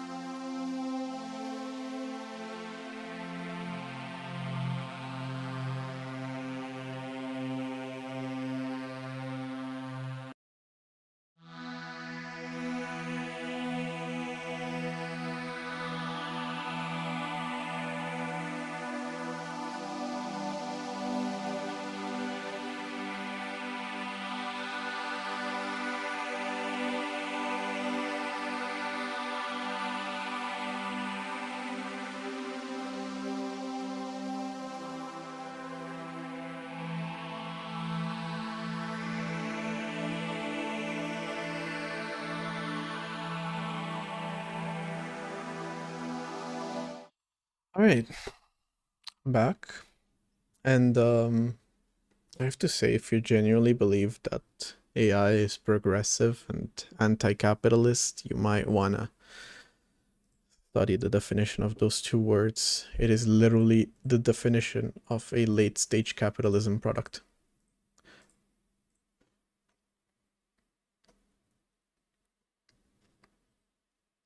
NASA power of 10. Okay, I wanted to look at that.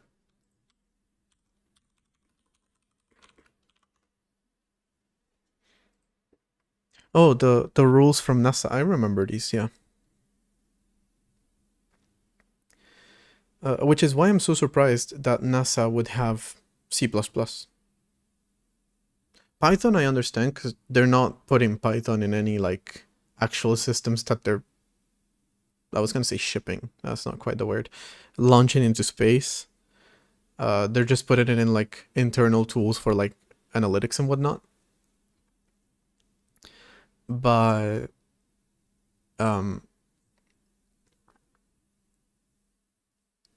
C++ feels a little bit risky. Like again, remember when C++ just was randomly, when I allocated an object, it was allocating it, copying, destroying the original, which also destroyed some of the important information in the copy, and then returning the copy. Why would you do that? That's just default behavior in C++, I guess.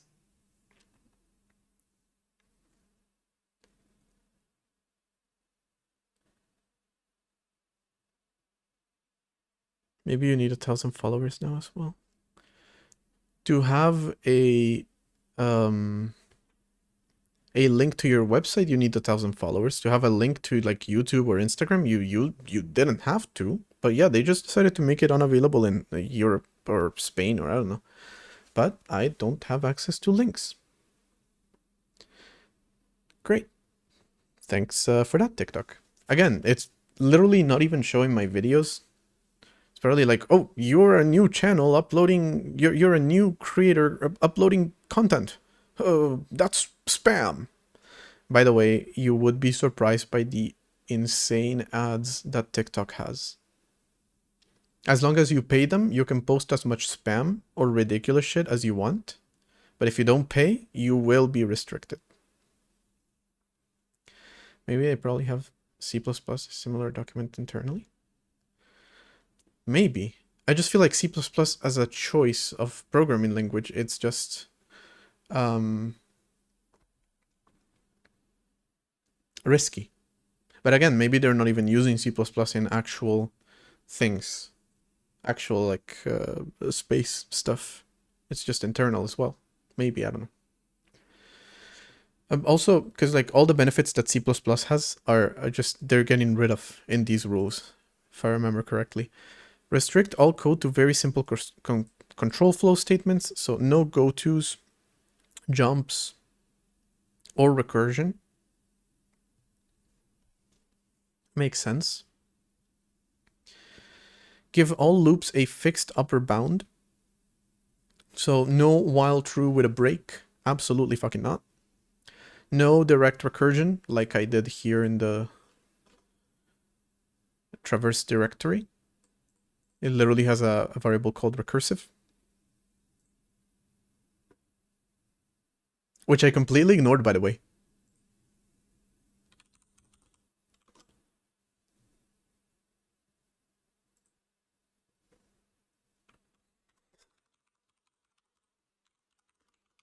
Whoopsie. I'm just gonna amend.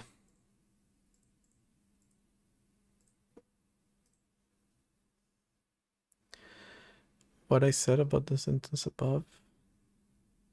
Oh, that AI is very much a product of capitalism. It is not progressive in the slightest. It would not exist without capitalism. It wouldn't need to exist without capitalism, for that matter. Nobody that isn't... I'm gonna hold my tongue on what. Nobody that isn't a capitalist would build AI. Where was I? Yeah. Do not use dynamic memory allocation after initialization is a... It sounds crazy, and yet, for that matter, my game engine currently barely uses any kind of dynamic allocation after initialization. It has a limited number of objects that can exist in the world at the same time, or ever.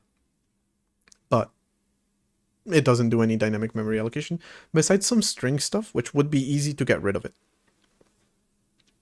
And actually more efficient to get rid of it, so I might. But I do use... it's not that I plan on having dynamic memory allocation. It's that eventually I can't just limit the number of entities. Right now it's limited to like 1,000 entities. That's high enough for a very simple game like uh, this one. But like once I make it a little bit more complicated, 1,000 is not going to be enough. And actually the limit used to be 256 and I raised it to 1,000 because it was too much for this game already. Or too little for this game already. But besides allocating more space for entities, technically I could make it work without dynamic memory allocation, and I would love to do it.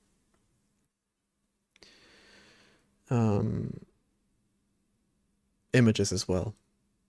I forgot about images. And meshes, once I have those, will also be dynamically allocated.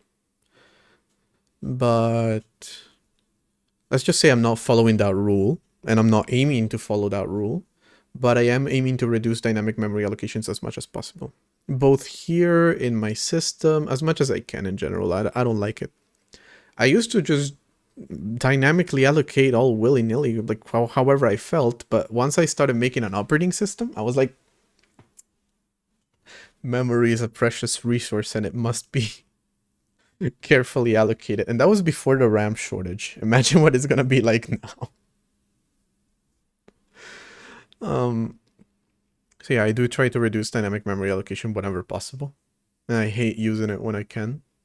But then, it's funny, because see, here I'm using dynamic memory allocation for this string, because it's so simple. I just call this function, and it dynamically allocates inside of a heap without me having to do anything about it. I don't have to think about it. I don't have to think about this allocation. For that matter, it has to free, sure. But if I just got rid of that, if I made garbage collection, I wouldn't even have to think about it. Having convenient stuff like this makes it more likely that you will use dynamic memory allocation. Whereas instead, using a function like this one, where I provide the buffer myself with a maximum size of 1024, is better. It's more efficient, I guess. And I like it more in general. Just that, you know, can't always be that pedantic about what you're doing.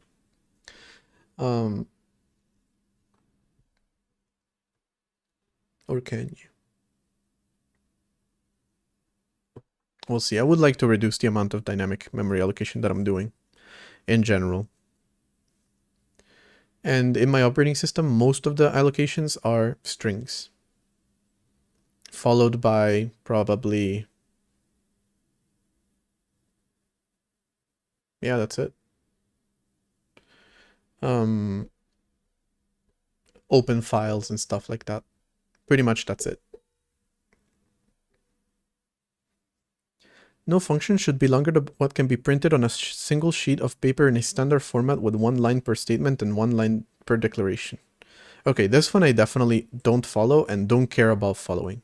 For that matter, I was looking at my string function, my string format function, so the internal one that powers this one.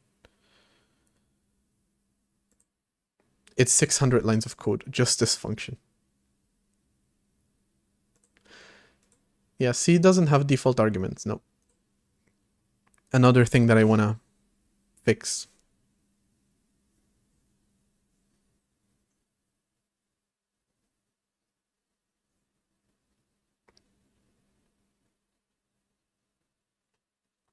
Maybe, I don't know.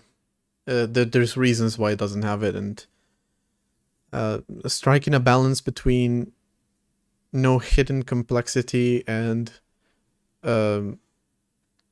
overloading and default values, not super easy to do.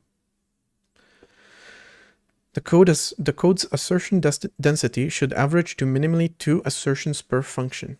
Minimally. Assertions must be used to check for anomalous conditions that should never happen in real-life executions. They must be side effect free and should be defined as Boolean tests. When it fails, an explicit recovery action must be taken, such as returning an error condition to the caller that executes the failing assertion. Any assertion for which a static checking tool can prove that it can never fail or never hold violates this rule.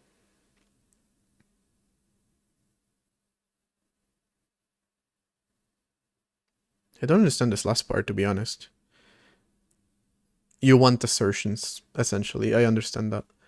Yeah, no, definitely don't care about following line 60 lines of code.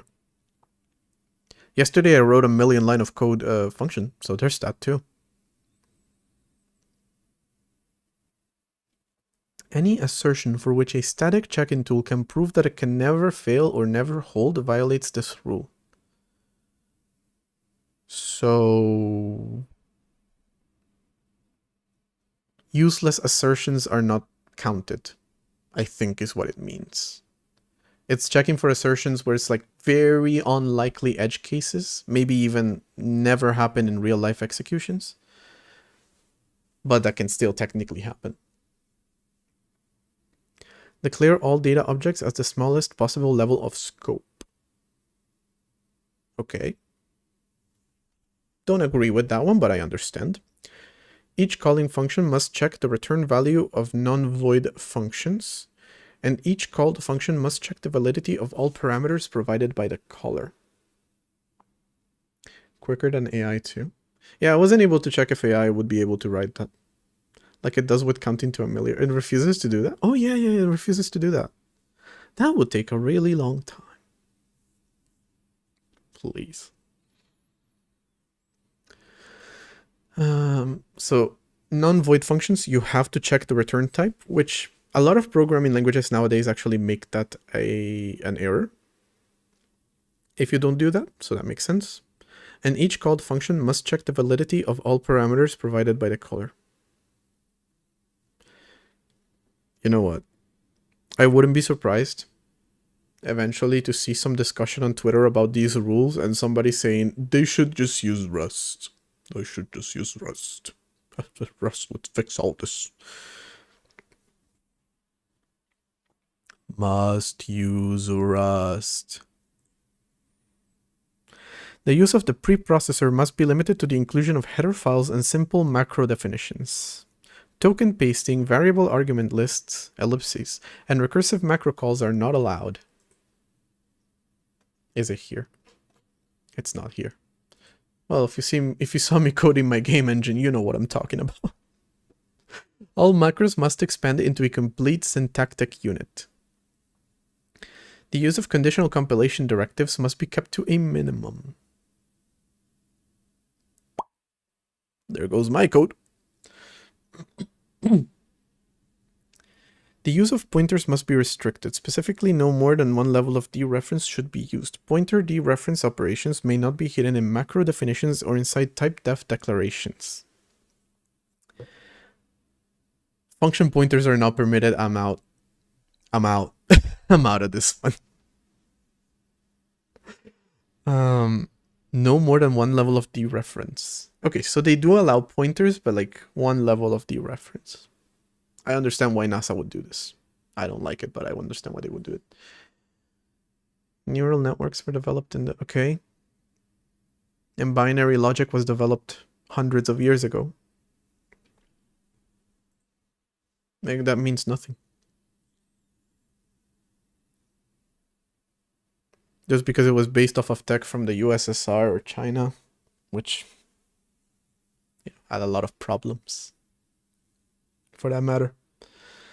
Literally means nothing. All code must be compiled. Oh, thank God. Must be compiled from the first day of development with all compiler warnings enabled at the most pedantic setting available. All code must compile without warnings. That part I do. I don't do the most pedantic setting available, but I will in the future at some point, maybe, perhaps. All code must also be checked daily with at least one, but preferably more than one, strong static source code analyzer and should pass all analyses with 0 warnings. A code analyzer is another thing that I would want to do once I have a first few steps of a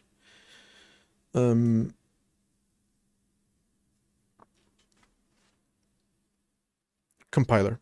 So, you know, the parser and a semantic analyzer. Once I have those, I don't know how they're built. Never built one, but I would be interested in trying.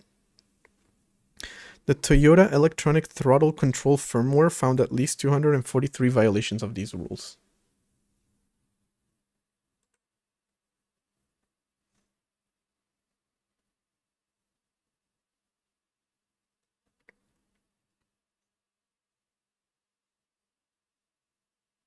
Wait, I thought they were talking about something that they did, like Toyota contributed something to NASA. They're talking about a vehicle recall. Damn.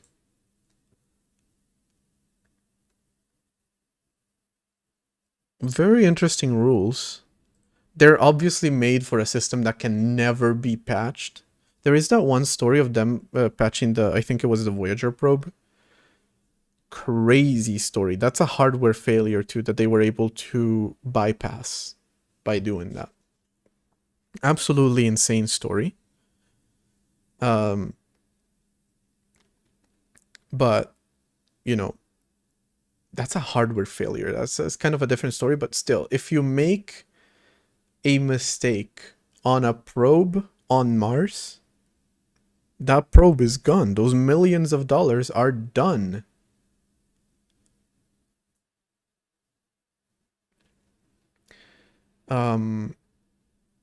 So yeah, you should never have to do that.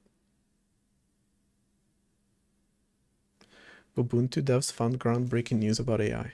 Also, when I talk about AI, I'm obviously talking about the fucking AI products. I'm not talking about, like, I don't know, your average, like, machine learning powered recommendation engine. Those work well. I'm not talking about even, like, AI moderation. I think, for example, that AI moderation, when used by YouTube, is usually a positive as opposed to, like, traumatizing mostly third world workers to moderate their platforms. Relying entirely on it is the problem. Like, I think it was Facebook. Some report came out of Facebook moderators, you know, that when you report something, these people would see it, and they've seen some shit. They would quit very quickly. They wouldn't last long in their jobs. They would have PTSD. It was a horrible job altogether. If you can automate that with AI, then great. Absolutely amazing, incredible use of artificial intelligence, of machine learning. Generative AI is the problem. The problem then goes on relying on that too much, number one, which is why we're seeing so many YouTube people being like, oh, they banned my channel because a Japanese person violated the rules and they thought it was me. And they genuinely will not listen to me when I say that's not me. Which is an actual thing that happened. I heard it was because they started doing essentially the YouTube like moderation algorithm is now run by Gemini. I don't know if that's true or not. But yeah, the use of generative AI as just a black box fucking product, whereas instead they used to have custom built machine learning algorithms specifically for specific tasks. Now they're just like throwing the black box generative AI into it, and that's stupid as fuck. Spotify, same thing there. Spotify used to have possibly the best recommendation algorithm that I've seen on a music app. They started with like daily mixes, and then they went to like, what are they called? Hold on, I still have Spotify even though I'm no longer subscribed because of this problem. I unsubscribed because of how shitty their product got. Mixes. Yeah, they had daily mixes, and then they have like genre mixes, artist mixes. So you listen to this artist a lot, we're gonna make a mix of music from this artist and music from similar artists, maybe a song from the same artist that you haven't listened to all that often or ever.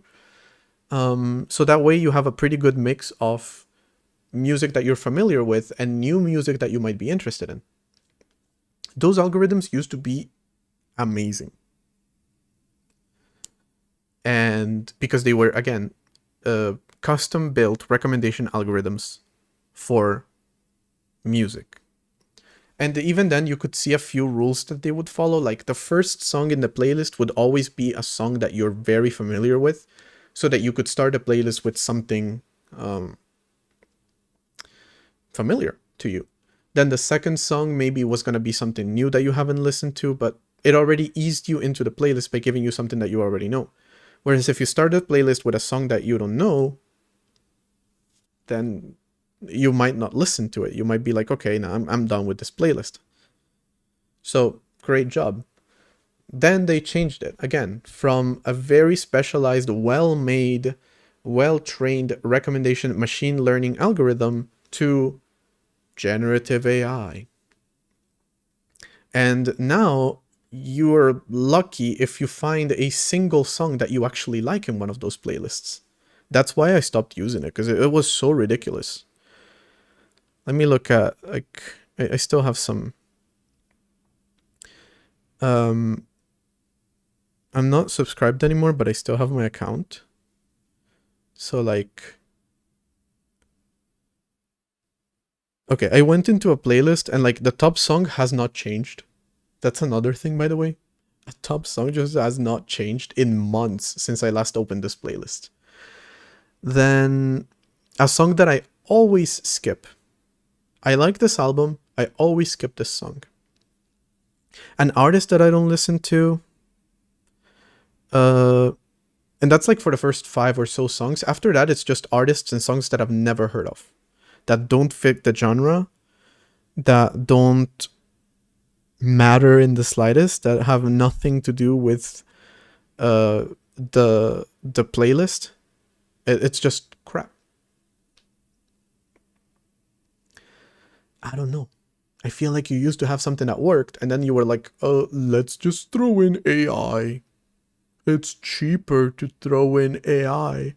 And then we can tell our investors that we threw in AI to this product, so they will give us more money because AI. You had an AI that worked and you replaced it with one that doesn't. That's the problem with AI. When I'm talking about AI, I'm talking specifically about the general generative AI crap product that they're pushing down our throats.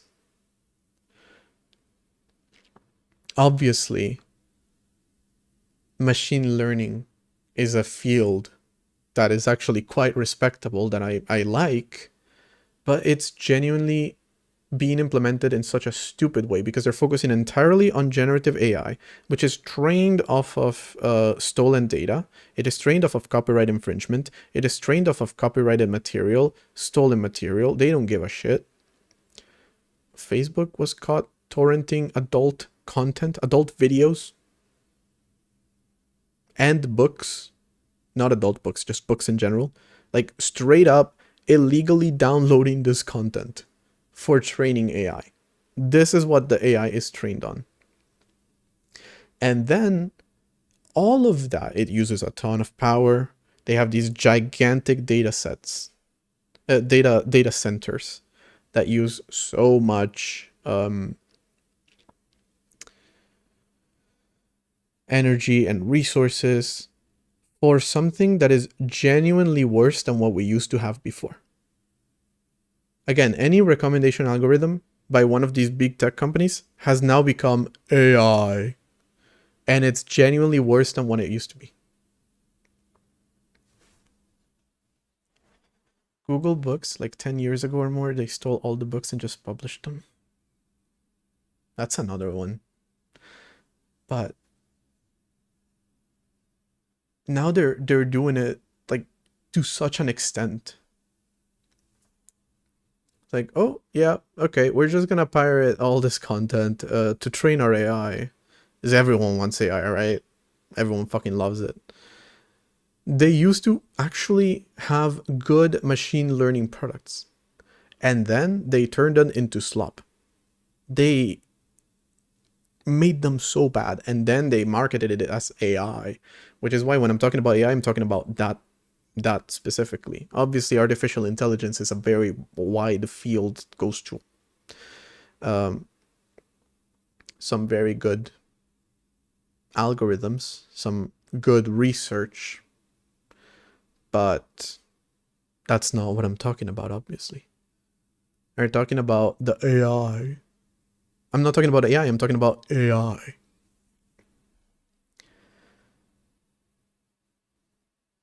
Played again with this AI, this time Gemini, to help write out this tiny helper script for the release. Find out that all the individual commits and comments in this PR, but in short, I'd say that it has kind of issues as Copilot. It doesn't think, so it makes silly mistakes and can't figure out the semantics of things, quickly leading to badly named variables that add to the confusion of reading a script that often splits the responsibilities of the work between weirdly between functions. My god. My god. It's funny how much Google had access to information and still couldn't make a better AI than OpenAI. For image generation, the Google Photos really helped. It's so clear, like you can tell you can tell how much each company is stealing your data by how good their generative AI is. You can literally tell. Google's latest like image generation models are so lifelike that you're like, you have Google Photos, and now you have this, again, completely useless, completely unethical product that generates images in a photorealistic manner. It's actually quite good. Looks a lot like our photos. And then you have Apple that's like, yeah, our product is shit, but at least we didn't steal your data in the process. Well, we stole your data, but like not as much. I need to figure out how I'm going to make buffers to store token values like strings and integers. Can't use std string and let it free itself. Fair. It's getting dangerous for real now. You know the funniest part? Is I used to think that. Because it's like, wow. They're genuinely aiming for making videos and images and audio that are indistinguishable from the real ones. This is a goal that nobody wants, that is super unethical and dangerous. And I was like, this is actually a genuine concern. But then I look at what they're doing and how they have not improved in the slightest, and I'm just like, yeah, okay, it's still a problem. But like, I think I severely overestimated their capabilities. On Friday, I talked to a professor that I worked with during my studies. He's doing all kinds of ML research with safety considerations for industrial applications. Shit is super interesting, but all the AI stuff, slop stuff is annoying as hell. That's another interesting thing. Okay, I saw a tweet about, not a tweet by, was it Kojima? Like one of those legendary game developers. Talking about how he's interested in using AI for improving game AI. You know, the essentially using the product that we call AI to improve what drives NPCs in video games. Since they both use the word AI, it can get confusing, but you understand what I mean. And it's so funny that this is genuinely the first time that I've heard somebody actually want to do this in video game development, in AAA video game development. There's actually, I remember in 2023, any like gameplay YouTuber that I used to watch at some point did I played Skyrim, but ChatGPT voices the NPCs or some shit like that. They all did a video like that. So like, it's not even a new concept, but like game developers have gaming companies have genuinely not bothered actually improving on a proper usage for AI, which, mind you, AI would make a lot fewer mistakes if you restrict it entirely to the game world within which it exists, over which you have full control. But instead, they're just like, yeah, we replaced our artists with AI.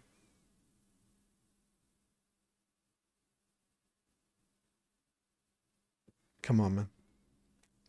You could genuinely do something smart here, and yet you're too dumb to do something smart here. It's so ridiculous. Are you implying that writers are not artists? What, did I ever imply that? No, of course not. The father of... I'm assuming you meant the father of AI, because you said the father AI. Unless there is an AI called father. They usually like to call them mother, but hey, maybe. Gave a brief interview about AI safety, and he said that Meta was the worst company when it comes to taking measures about safety. That's not even about AI, just in general.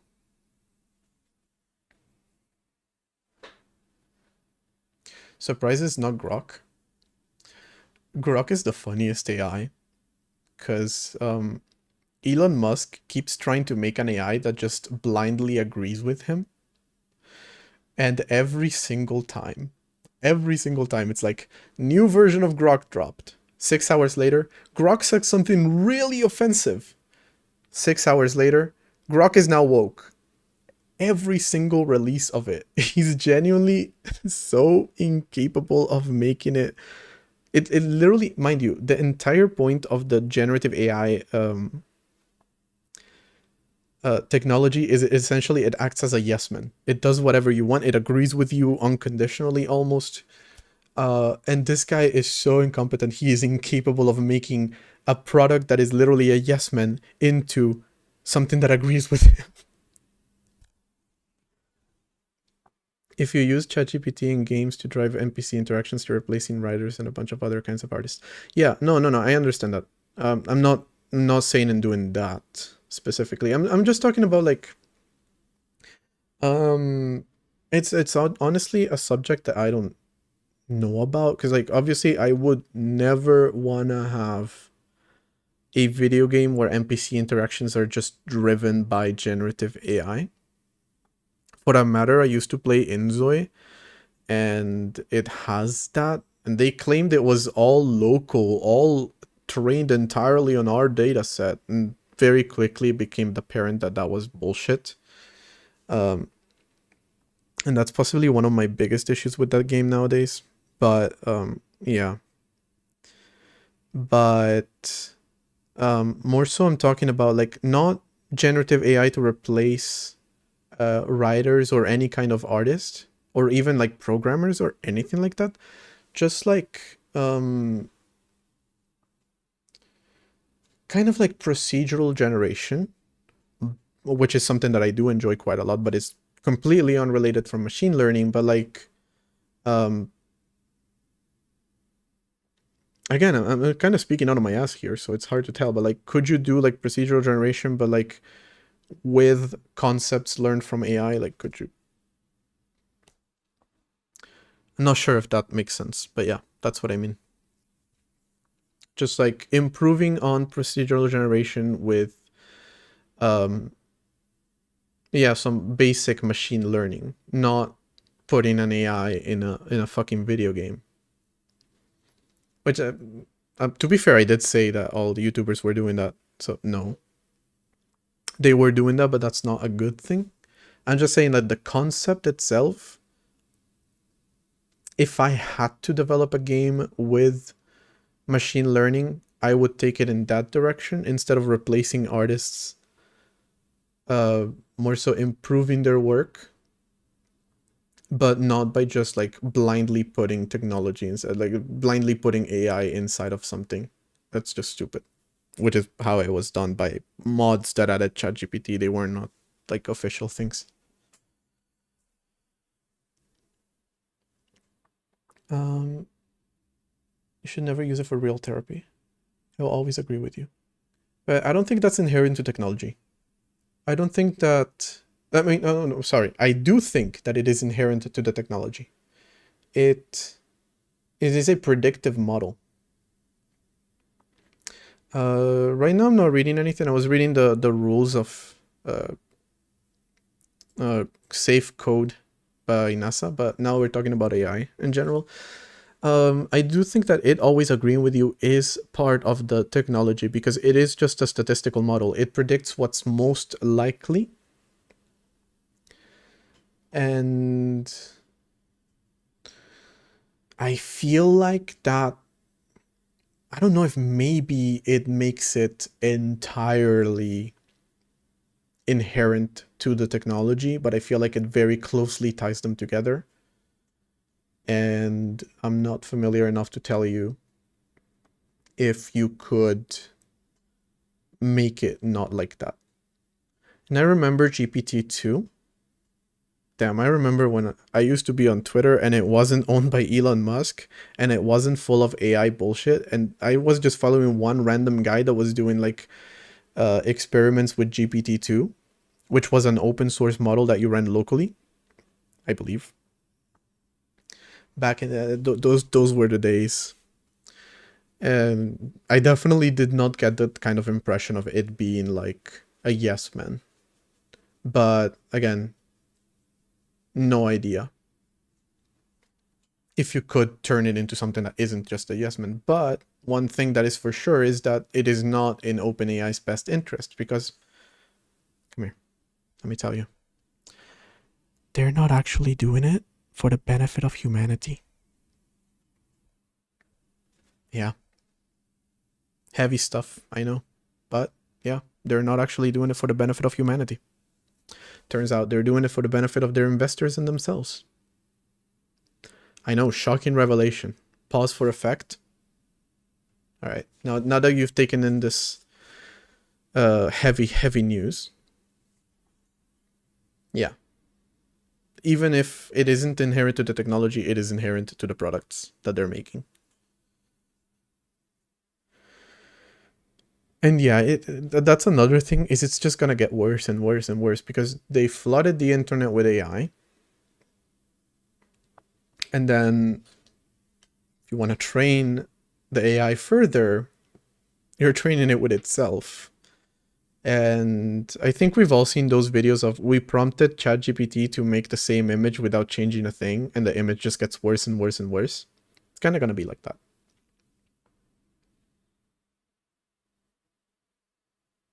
Yeah, once you realize that all tech companies, their goal is to just make you spend as much time using their product as possible, it makes it a lot easier to deal with that.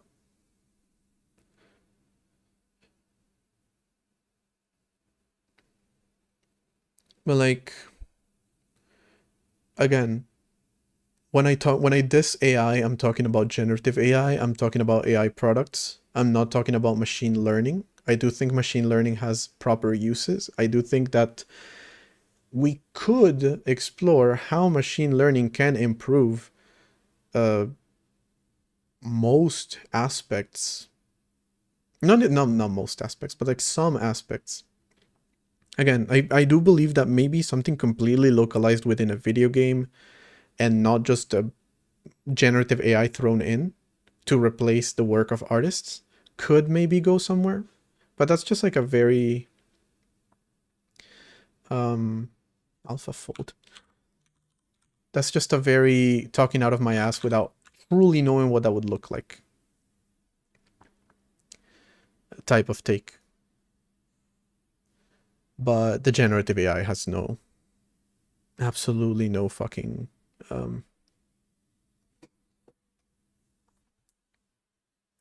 saving or improving or anything like that. Custom settings for generative AI? No. Again, there's also probably a way that you could use machine learning in coding, even entirely self-contained to the project that you're working with. And again, in the same level that I don't know how it would work with procedural generation in video games, I don't know how it would work with coding. And it's not necessarily a topic that I'm interested in learning about or like researching, but maybe. But it's different than custom settings for generative AI. It is completely different. It wouldn't go about replacing coders. It wouldn't be about a million lines of code per month per programmer like we saw yesterday. It wouldn't go about replacing artists of any kind. Protein folding, yeah. That's this kind of AI is good. You can make your AI work good even if it's shitty. Well, sure.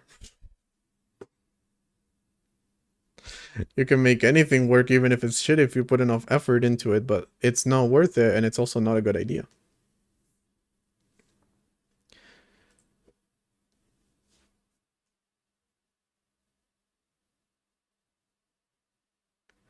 Should use AI to find a cure for cancer. Well, the protein folding thing is a good usage of machine learning.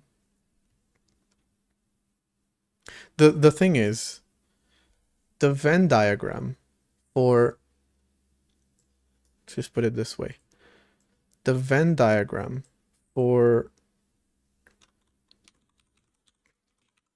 useful uses is such a weird word, but whatever. If somebody can word this better for me, please do it in the chat.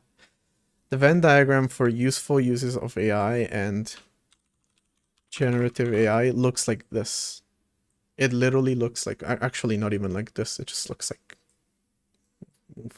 move more further. It looks like this. And I'm not moving it further just so you can see it here in the corner a little bit. Generative AI has no place anywhere besides in investors' pockets.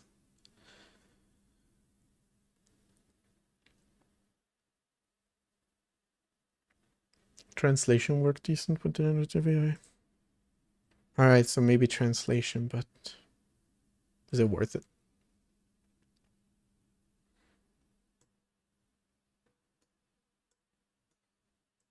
Is it really worth it? Exactly.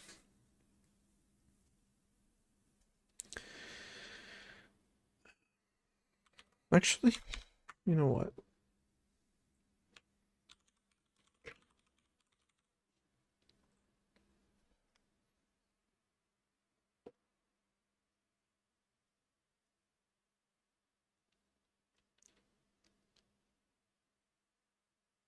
Keep in mind that AI as machine learning has existed for so long. But generative AI has only existed for a little bit. And it has genuinely just made the entire thing worse. To the point that even like in my game engine, I wanted to rename the NPC AI to Brain just so that I didn't have to have that word in my code. I would love to see more domain-specific small models that one can run locally. The generalist models are way too big, wasteful, and slow. That's another thing. That's entirely another thing. Well, not entirely another thing. It's just a subset of generative AI that's more efficient. Bro, seriously, again? Second time this stream. He rarely does it a bunch of times, I don't even notice.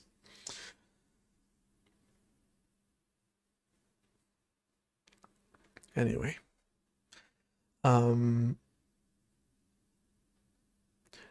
I would like to see domain-specific small machine learning algorithms that aren't powered in the same way that machine learning, generative AI is. You could genuinely get so much further with that. That's kind of what I meant with the NPC stuff, like the way that I would want to see it done. That's what I mean with the coding stuff. But that is not the way that any of these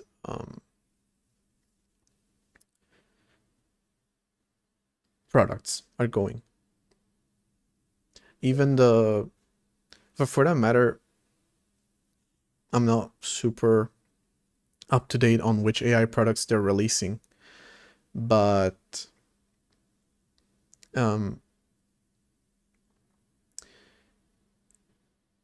pretty sure they are doing specialized models. Like I would be very surprised to hear that like Cursor is doing just an AI that can generate poetry and code at the same time, because they would only need one of those. I'm assuming Cursor only does code. If they do anything else, then that kind of defeats my purpose, but I do believe, yeah. I would be very surprised if they were doing generalized models. If they even do their own, like I said, I'm very out of the loop on the actual products. Yeah, they are doing that. Obviously, like you would want to run them locally. That's a different story, but not that different in terms of the technology, just in terms of the, you know, not paying a subscription to them.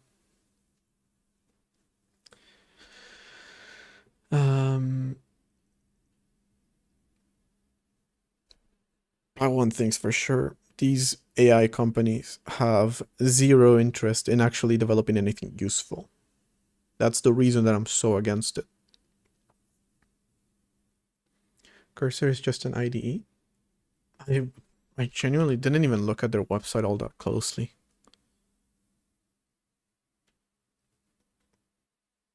I love that this button changes. Why? Wait. Oh. Okay, it just takes a bit to detect which system I'm on. Okay.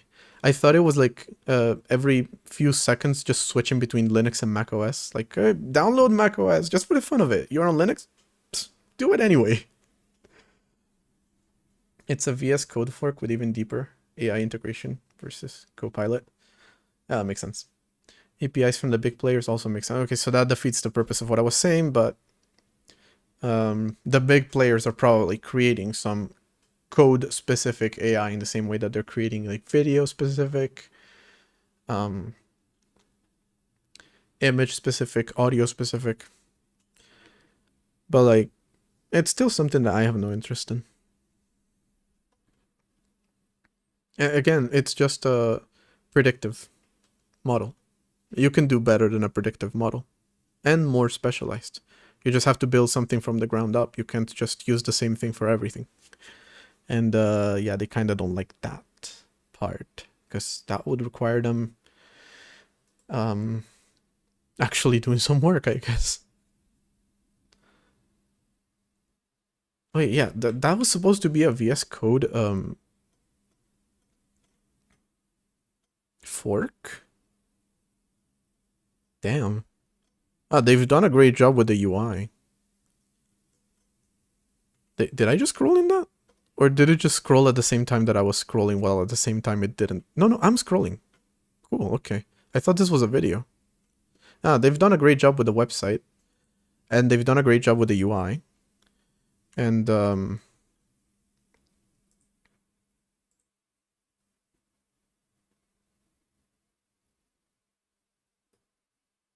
shit. Not even in the top 10 worst websites I've seen in terms of memory usage.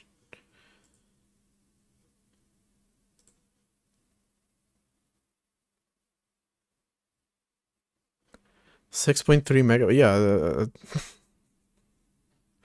They obviously are still using a bunch of like helpful but very bloated JavaScript technologies, but they didn't do anything particularly bad. I don't want to automate code writing. I'm okay with writing code myself. I'm just saying, if you were to automate code writing, you could do it in a much more specialized way without using the same algorithms that you use for literally everything else. You would probably do something better, and you could do it in a more ethical way and without the ultimate goal of replacing people. Same for the game machine learning AI. Same for I can't really see a point of doing it in image generation because like, yeah, that kind of defeats the purpose, you know? It is true that when you're writing code, you're making some choices, but a lot of the times you're writing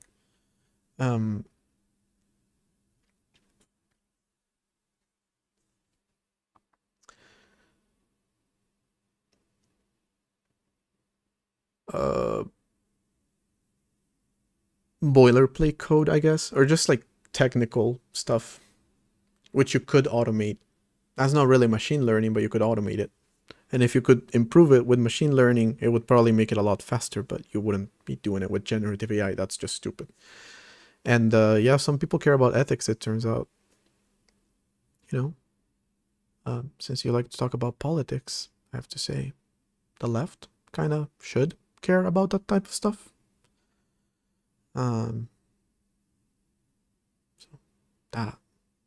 That's a thing. Just, yeah. Anyway.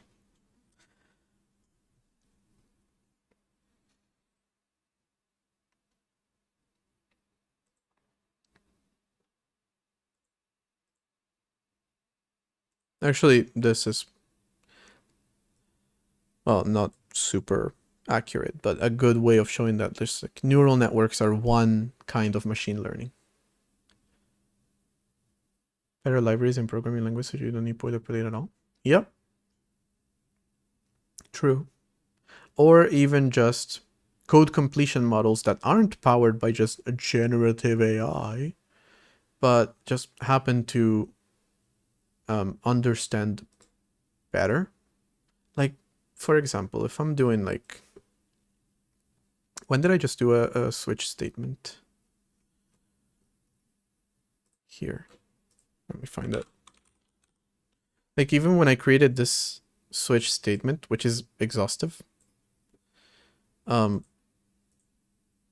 good code completion model that doesn't need AI would just be like, okay, you're switching on this type. Let me just create all the cases for you, automatically put in all the breaks for you, and that's it. You don't need to go crazy with it. You don't need to put AI, which may get it wrong, like, I don't know, 70% of the times. And if you wait 10 years, it will get it, not get it wrong, get it right 70% of the times.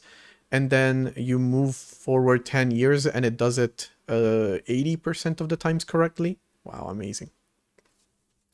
Whereas if you just write a simple algorithm to do that for you, like you're saying that the Rust analyzer does that really well. I've never written Rust, so I wouldn't know. But yeah, I would agree with that.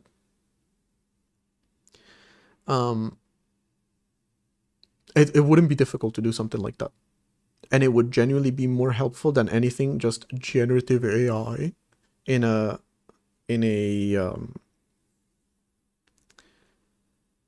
code editor could ever dream of doing. Because again, the AI can still get it wrong. This, incredibly unlikely that it would get something so simple wrong. Because it was built with the functionality in mind.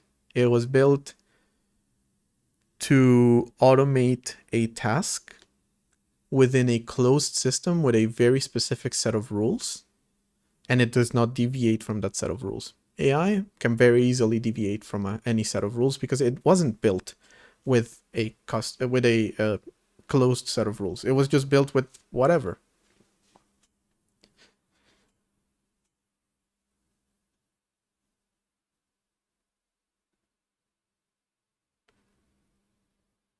Disney is using reinforcement learning to make walking characters like Olaf.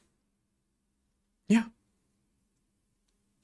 For that matter, that actually is a good usage of machine learning within video games. The example that I gave before with like using it for NPCs, I think there's something there. I just don't know much about it.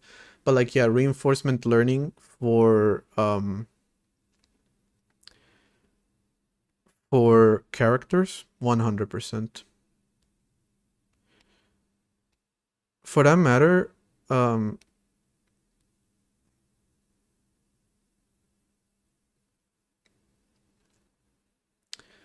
kind of generated.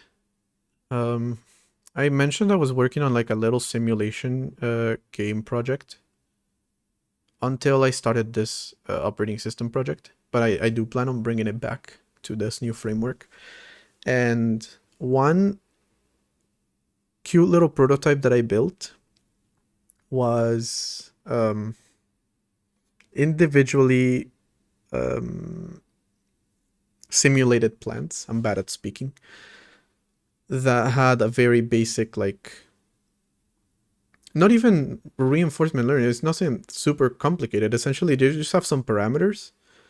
Like the world had varying temperatures in different areas and in different parts of the world.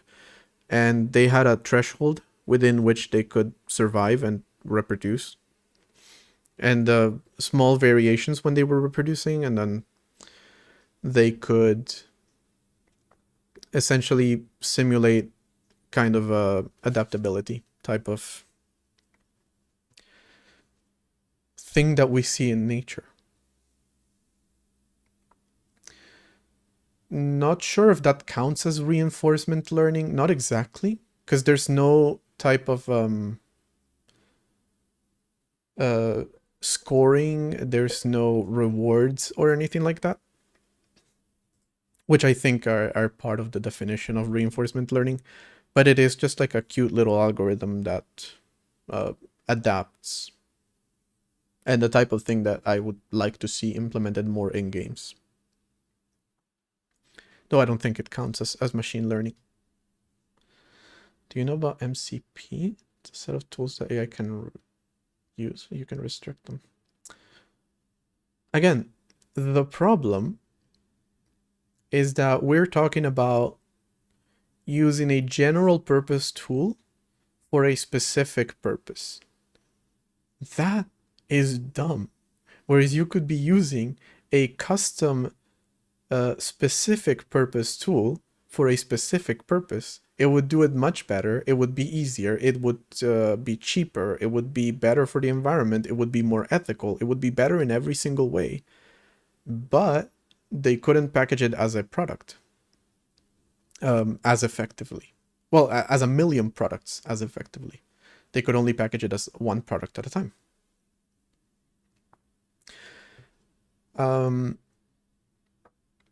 It's kind of like whenever I see like movies about synthetic humans, or even like video games. Fallout 4 is probably a game that I love playing. And the main story of that game revolves around the ethics and the implications and all that of a group of people creating synthetic humans and then essentially using them to do labor for them.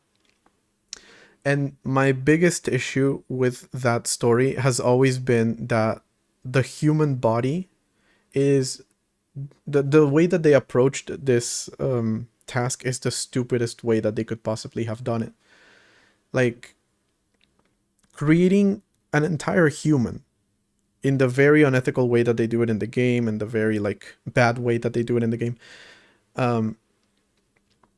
just to then do specialized labor is the stupidest way you could do it. Like you could literally build a Roomba that cleans your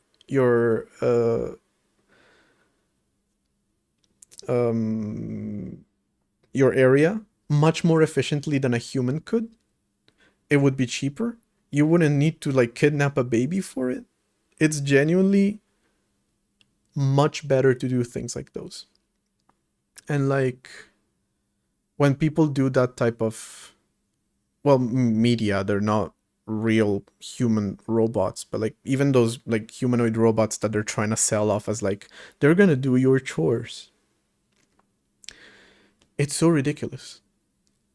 You already have machines that are capable of doing your chores. If they invested more in that technology and made them better than humans are, that would be cool. Like if a Roomba was able to properly get past cables, small obstacles, under furniture, it would clean so much more efficiently than a human. Instead of creating a humanoid robot that can clean for you, which is the stupidest thing. And I was talking about Fallout 4, but it's actually a real thing. It's remote controlled, but it's actually a real thing. Specialized technology is always better than generalized technology. Generalized technology is just appealing to investors. That's the reason that AI is being pushed so much when it's just a predictive model. Ethical AI coding agent, only train it off your code? Yeah. Again, if you base it off of a predictive model, yeah. If you base it off of a more specialized algorithm, probably you could do something. But I guess we'll never know because nobody's fucking bothering.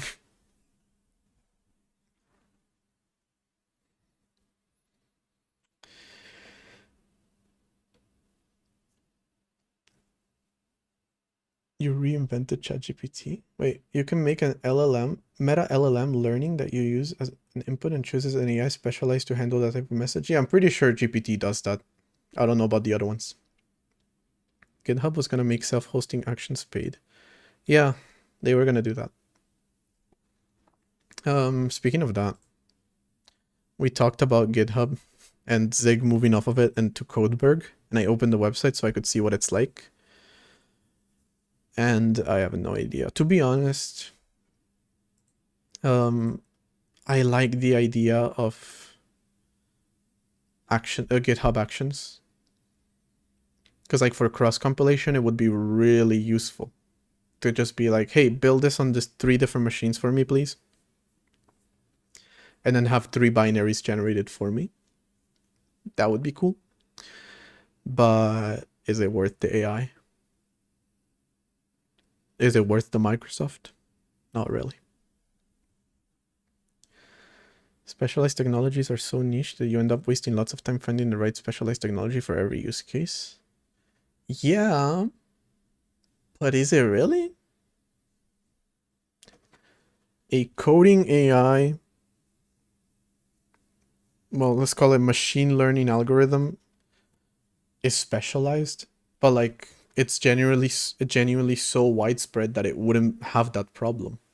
Now, if we're talking about a coding AI for operating system development in Rust, yeah, okay. That one, maybe you won't find that's able to do that. But yeah. You could do it in a single Linux machine with Docker.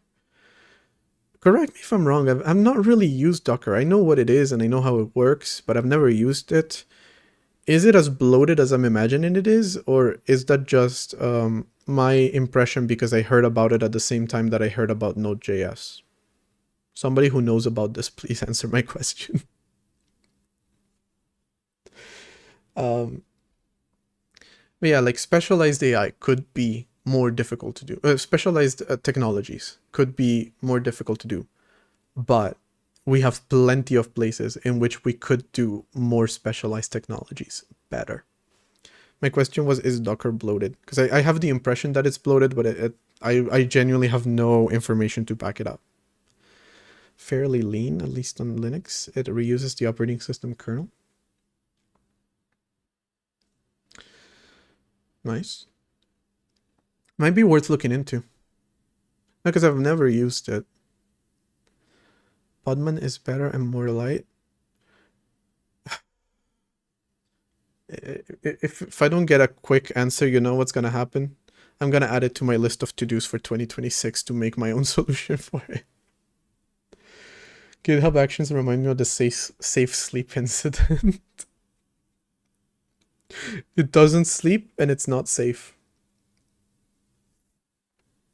After specializing, we need generalization. No. No. We don't need that.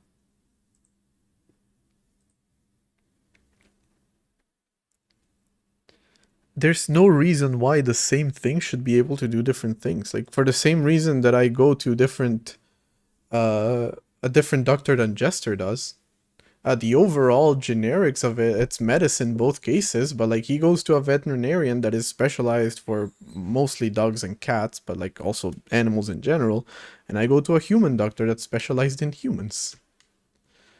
There's no reason to generalize that. WSL? I mean, I would... The idea of not using GitHub Actions is, number one, not having to use their god-awful YAML file. I used to have it because I was going to do it.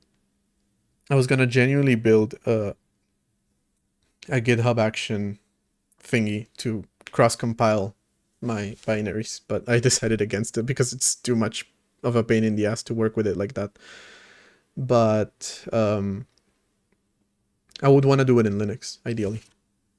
Yeah, maybe Docker and Podman was the other one. It's a re-implementation of Docker, which also doesn't have to run a sudo. Well, that sounds perfect, so why would you want to run a sudo? I'm not using Codeberg, I just wanted to look at it. I might want to do that, because I do want to move off of GitHub. And like, yeah, at this point, the only thing I'm using GitHub Actions for is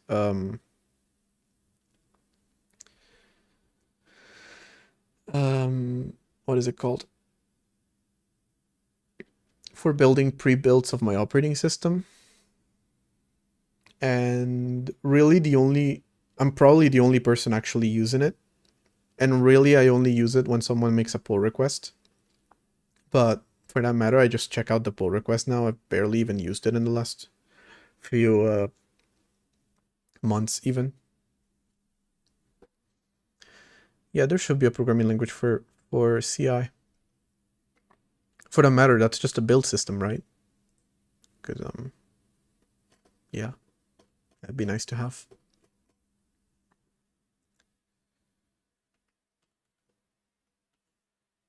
Yeah, I would love to. I would probably be able to get rid of GitHub. The main reason also I have against it is my project is too small to move off of GitHub and just like have people still contribute to it. If it's Zig, sure, they can make a big splash, and anyone who's interested in contributing in Zig will just move over to Codeberg. I can't really afford to do that. Right now, anyway.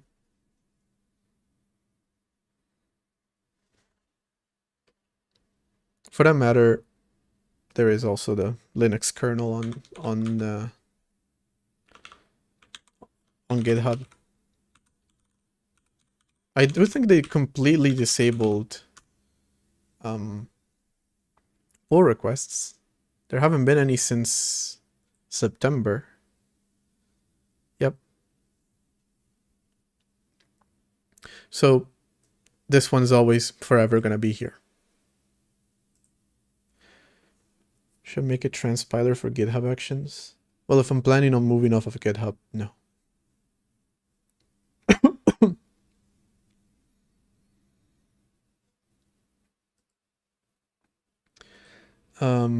Well, no, hold on. The thing about GitHub Actions is it technically does more than that because it works on different machines.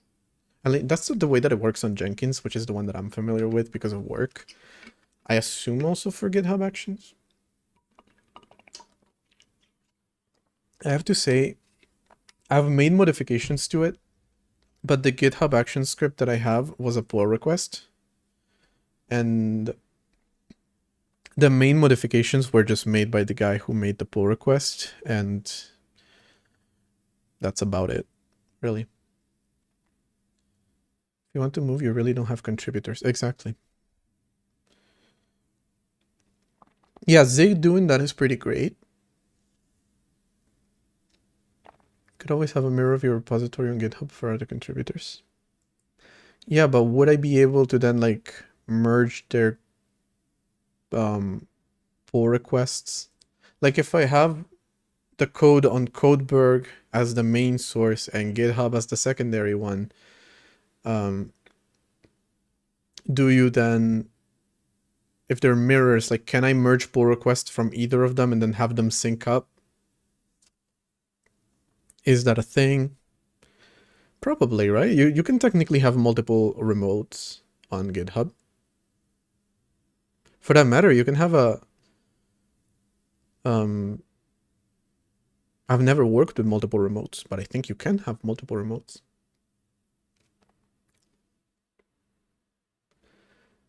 I don't think you can remove pull requests, only make an action or about to close them as they get created. Well, Linux hasn't had any since September, which is why that 6.7 Labubu one is there.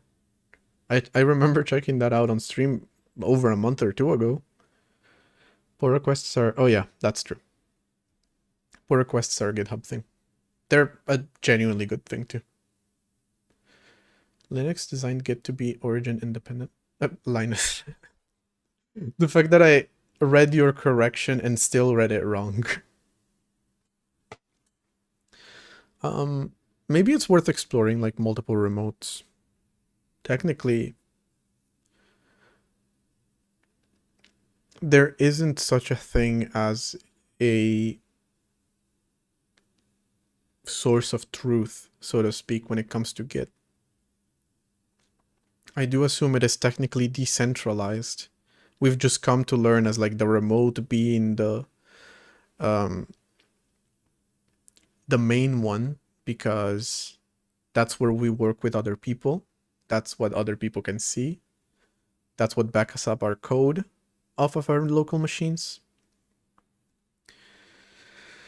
So maybe, I don't know. Let's figure that out next time, maybe. Pen drives are better than GitHub? Well, I disagree with you on that. I would genuinely use Git for everything if I could. Version control is just too useful. Do you know what delta compression is? I do not.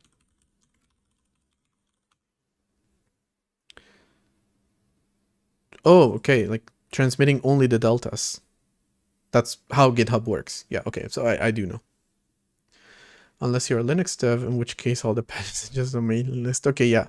It's so funny that the creator of Git, and I believe it was created entirely for Linux. Well, not entirely for Linux, but like mainly for Linux, since it was created by Linus. It still uses mailing lists for it. All right, there is an ad running. I built a Delta compressor that had a median of 2 bytes on the Tokyo Reaper. Interested to read the article? Yes, I am. Link it, please. Okay, you won't be able to link it because you're watching an ad. But since there is an ad, I'm going to take a bathroom break and I'll be back. And I don't think this person's going to have the link by then, but we'll see.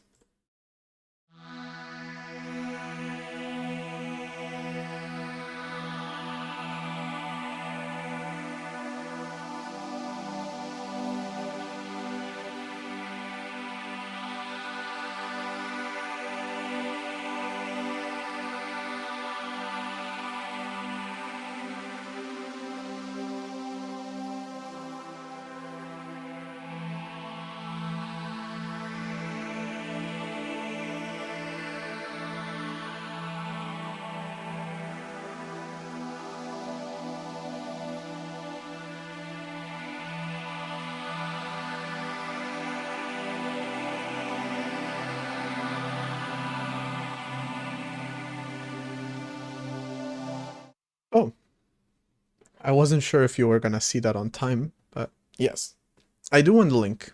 I am gonna wait the minute and a half that the ad is gonna fully end. Because I responded right as the ad started, I believe. I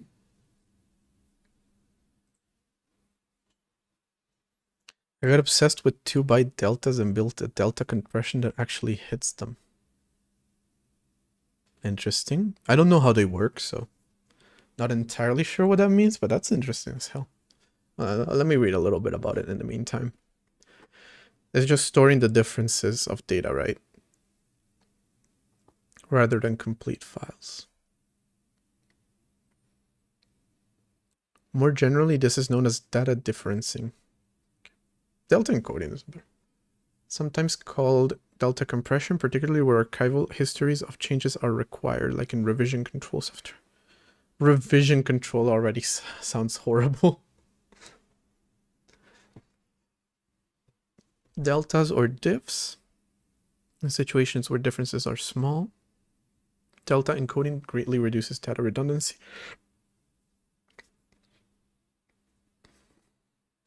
Difference between two data values is the information required to obtain one value from the other.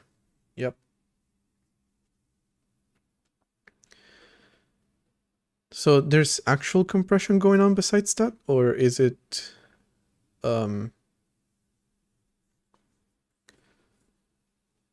just it being used itself for compressing? Because I know that I actually haven't done video compression. I only worked on the deflate algorithm. Maybe I need to do a little bit more of that to keep learning about that topic. But is it similar to what videos do? I guess. Same concept, I would say. Again, speaking from what little I know. committing after I get the Lexer to tokenize, and we'll send the link. Nice. You got version 1 and version 2, but only store version 1 and the delta to version 2. When you need version 2, you use 1 and the delta to recreate it. Yeah. So I do think that is how some video compression works. That's how PNG filters work, which is technically not even part of the compression. It's just data processing, but yeah. More so I was asking, like, are we talking about actually compressing data, or are we talking about just using this algorithm? But let me read this. All right. I got obsessed with a 2-byte deltas and built a delta compressor that actually hits them. Sometimes yes, sometimes no. Okay. Okay, you have a TLDR. Nice. You need a tiny deltas for an encrypted document format. XDelta3 uses 40 plus bytes for simple edits. Built XPatch with 7 specialized algorithms and a tag system that references old versions. Median delta of 2 bytes on real code repositories. 2 bytes. Tested on 1.2 million real world changes. Fast as hell and actually works. Oh, did you get timed out? Sorry. I added some auto moderation. And it's a little bit dumb.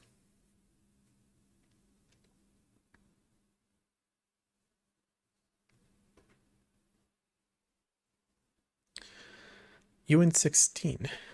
That's the header plus literally nothing else because the files being compared are identical and the algorithm just says, hey, go look at version 5, it's the same.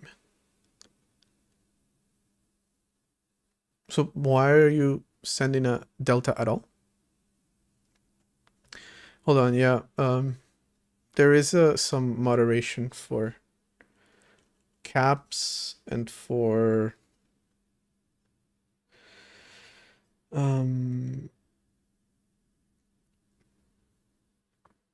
the same character, like repetition.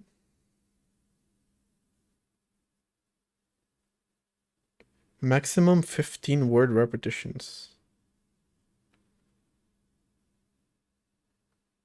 That's also not what I wanted. I just wanted to prevent people from sending the same message over and over again. I don't have a problem with you sending the same word a bunch of times.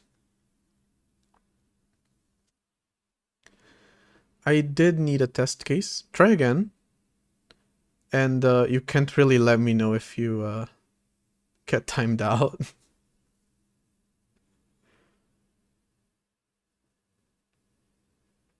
Alright, there you go. It works now. Wait, it timed you out? Are you serious?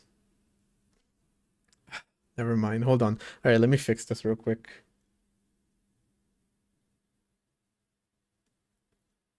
How do you undo a timeout? I gotta Google this.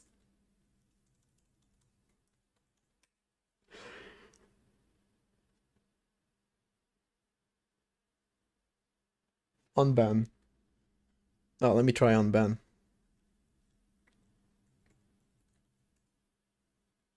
Okay, yeah, there it is. I removed it.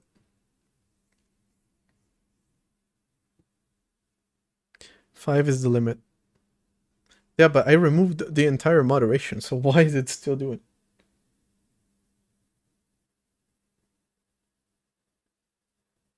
it? Is it caps protection? No. Should be this one. You still got timed out again.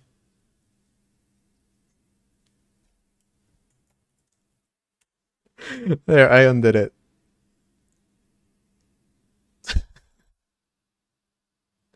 That sucks. Alright, I genuinely have no protections that should be making this happen. I'm on my Twitch moderation too. Unless Twitch is doing... No, Stream Elements timed you out. Alright, I wonder if I can do it myself. Will it time me out? Nope, I'm able to send, but I don't know if that's... The emote has 3 letters in all caps. It's so stupid. It would be funny if it was able to time me out. All right. Okay, you didn't get timed out this time. All right. Jesus Christ, Twitch. Well, Stream Elements. Copilot is... oh, yeah. I saw that too. Copilot is thinking about the commit message, and then it's just added license. I saw that too when I was doing a readme. It was like, Copilot is thinking.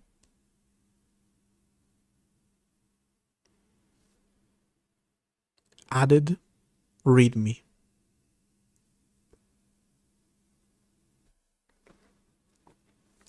Great debugging session. Can we have claps for the amazing session, please? Yeah, you can have them because it's not gonna time you out now. So feel free. All right, let me actually keep reading this. Let me drink some water and then keep reading this.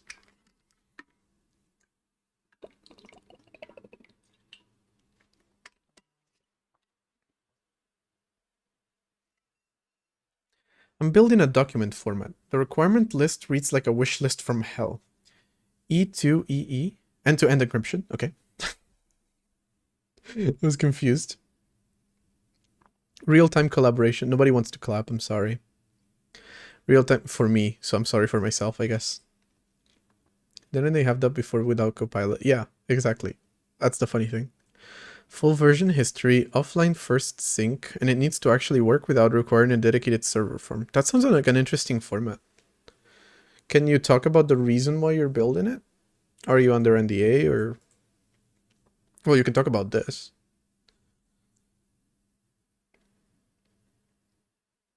It did a whole paragraph? Damn. It's for your main project.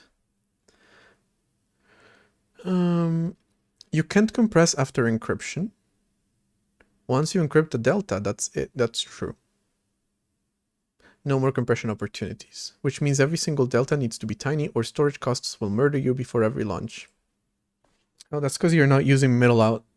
You were using middle out.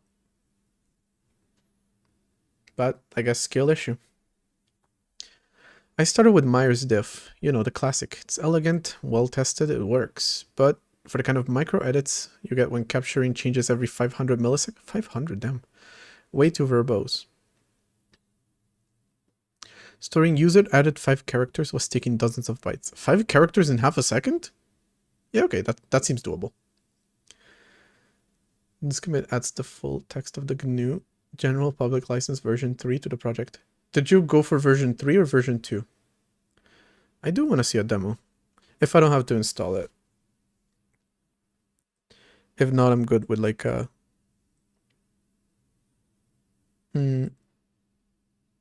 demo video? Yeah, that's what I meant. Move to Delta, X Delta 3, better. Actually pretty good for larger changes, but still burning 40 plus bytes just to encode hello world. That's 8x overhead on a 6 byte change. Not going to work. Then I found G Delta. 40 plus bytes for encoding. You could literally just encode the actual word. There's absolutely no reason for that. Oh, you went for version 3. Okay, I thought you got it wrong. There's this research paper from 2021 called Exploring the Potential of Fast Delta Encoding, and it looked promising. Fast, good compression of small files, exactly what I needed. The only implementation was 3-year-old research code with Python bindings that barely compiled. That's the beauty of finding research papers.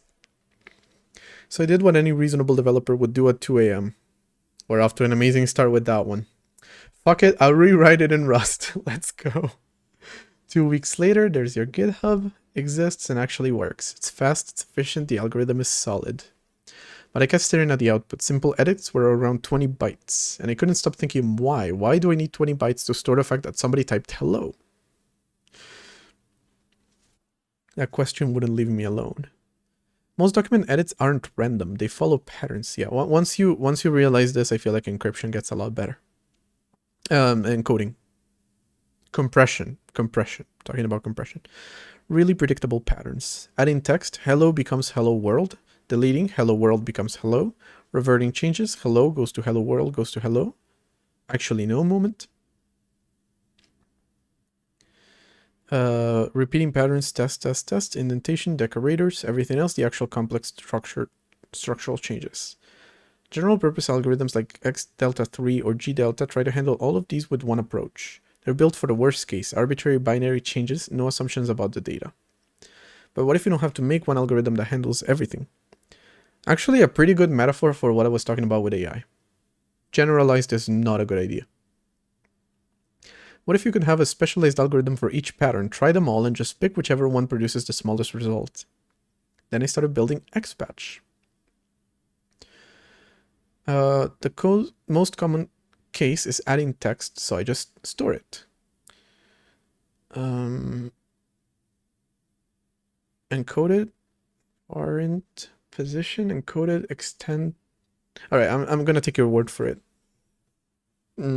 Between Rust and not understanding the algorithm itself, I can't really know what's going on. By the way, is this a return in Rust? I'm assuming it is, but I'm not sure. That's it. Position, yes. Position where the insertion happens, then the actual characters. Oh, encoded, var int the position, and then the characters. Okay, I understand it now. Adding world at position 6, about 6 bytes total. What about the position itself? If you don't write a semicolon, it is a return. I have to say, I like some of these things that these languages do, Zig too, but sometimes they feel so arbitrary. Like, oh, you just don't, if you don't put a semicolon, then that means it's a return. How do those two things relate? For example, in Swift, you can write a function like this. Don't quote me on the syntax, it's been a bit since I've written Swift, but...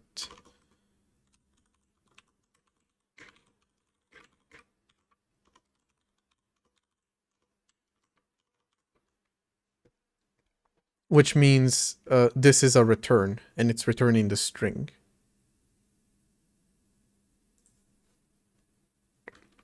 But if you have multiple lines, then you have to explicitly... You have to explicitly put a return here. At least there I can see the logic behind it.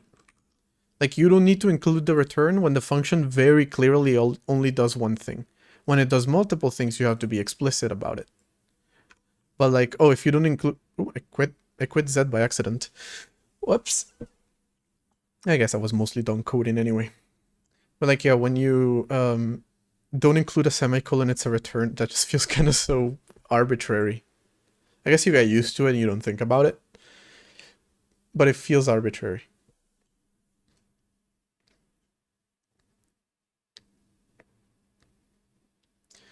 World is 5 long plus 1 for the position. Okay. I did not consider that this was 5 bytes and not 6. Alright, so that makes sense. I guess the position could get longer if it has more... a longer position, but yeah, that makes sense. That it's gonna have the advantage that at the beginning, when you're literally just starting out writing your file, then you have a very simple, very small initial value. So that makes sense. Deletion is even simpler. Start, and then the difference. Reasonable. Where it starts and how much to remove. Makes sense. What if we tokenize it? Here's when I went a little crazy.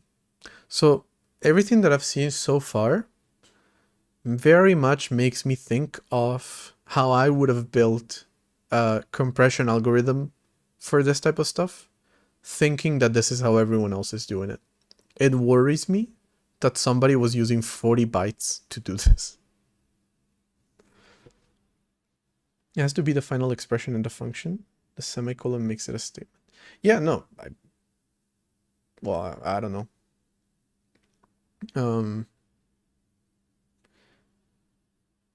Why the semicolon then? I could have easily understood that this is the return by just the context of the function has a return. There's this statement here that doesn't really do anything, and it's at the end, then that must be a return. I would have understood that. But then like, oh, on top of that, it also doesn't have a semicolon, so that's the trick. If you know, you know. That feels kind of weird. Assuming that all functions that return must return something. You know, that's not an actual thing in C, apparently. Not by default. Like, I have nothing seen like XPatch. Why didn't this exist? Yeah, it seems like... it seems like if I was you, I would have been like... I'm worried to know about what you people were doing before I came along. Like, how did you handle this?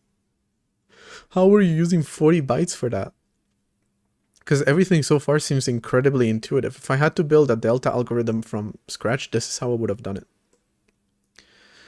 Okay, what if we tokenize it? Text isn't just random characters, it's words. Common words appear all the time. What if instead of storing hello world as 11 bytes, we could store it as 2 token references? So I built a tokenizer. Fair.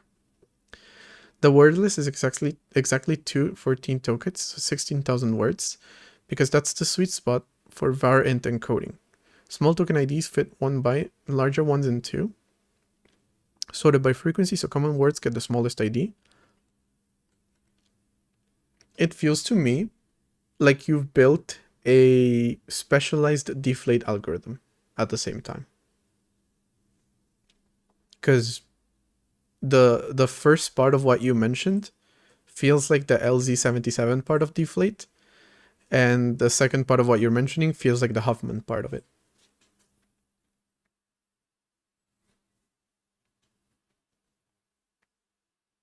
Spend more time benching than actually coding. So I'm not sure if the results are real. All right, Richard Hendricks.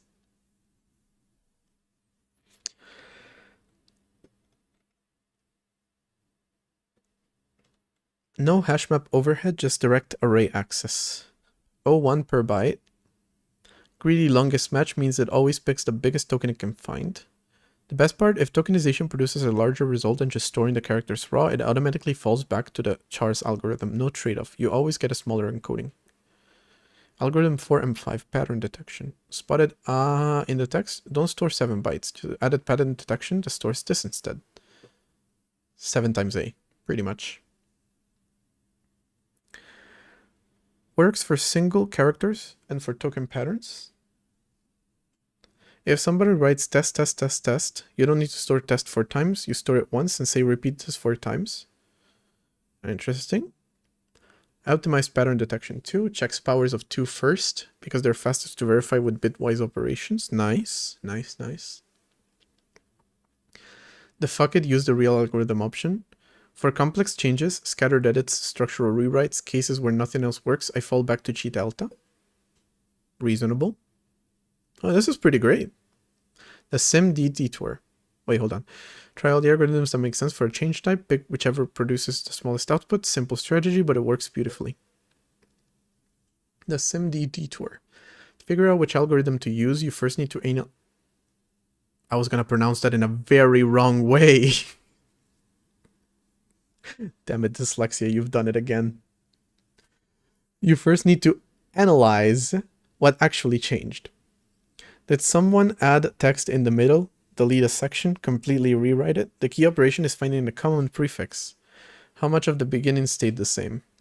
So obviously, I added AVX2 SIMD support. Cool. Oh no, these instructions are giving me flashbacks to when I had to implement that. Which, by the way, did I ever get that to work? Or I don't remember right now. Does it make a difference? Yeah, actually, comparing 32 bytes at once instead of 1 by 1 adds up when you're processing millions of deltas. Fair. Is it overkill? Probably. Did I do it anyway? Absolutely. Fair. The tag system. XPatch is already pretty good. Specialized algorithms, automatic selection, SIMD optimization. It beats XDelta 3 and GDelta on small edits. But then I had another realization. Watch this editing pattern. Hello, hello world, hello, wait, no. So it's V1 to V2, 9 bytes. V2 to V3, 3 bytes. Total 12 bytes. But V3 is identical to V1, like exactly the same. So why are we encoding a diff at all? Now you're thinking with portals. Why not just say, hey, this is the same as version 1? And that's how the tag system does. Nice. Every delta starts with a compact header. The header is 3 bits algorithm, 1 bit for the flag, 4 bits for the tag or var int. Tags that are 0 to 15 are free. They fit the first byte alongside the algorithm identifier. The tag tells you which of the previous versions was used as a base for this delta. Back to our editing example, encoding V3 using V1 as the base. They're identical. Change type, continuous add with position 0 and 0 bytes. Header, 1 byte, data, 1 byte, total 2 bytes. That's it. 2 bytes to represent this version is the same as version 1. You see it uses tag 1, grab version 1 as the base, applies the empty delta, and you get the correct result. This is why the medium delta hits 2 bytes. When files revert to previous states, which happens way more often than you'd think, the delta is basically free. Nice. The implementation is beautifully done. I wouldn't expect otherwise. When implementing this, you don't need to be smart about which version to reference, you just brute force it. Try encoding against the last n versions, pick whichever produces the smallest delta, that's the whole algorithm. Interesting. Checking 16 versions sounds expensive, but remember... Zeta. Damn, on the last stream of the year we got the Z. How poetic. Encoding is microseconds. Even checking 16 times is still sub-millisecond. Nice. For documents editing where you're capturing changes every 500 milliseconds, you could check the last 1000 versions and users wouldn't even notice. Nice. The benchmarks. I got a hair in my mouth.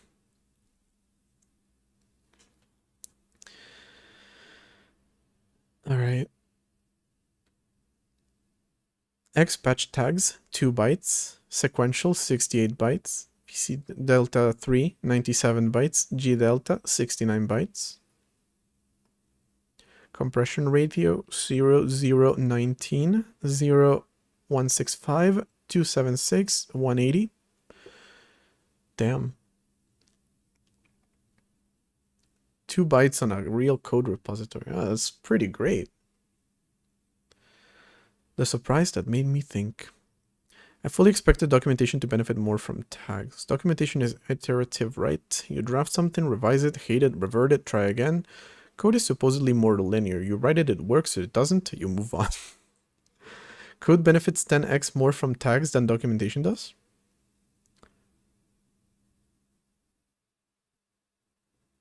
It kind of checks for me, but I'm not sure. I don't write that much documentation. My bad. Code has way more rollbacks. Yeah, that makes sense. Maybe it's test-driven development where you write tests, break things, revert. Maybe it's experimental features that get backed out. Maybe it's refactoring attempts that get abandoned. Whatever it is, code repositories have tons of actually let's go back to how it was moments. Sure as hell didn't expect that.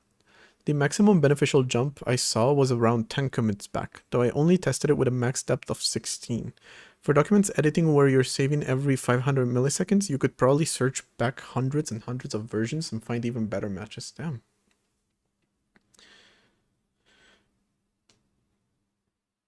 Extracting versions from Git, 5 hours, 26 minutes, running all benchmarks, 2 minutes, 42 seconds.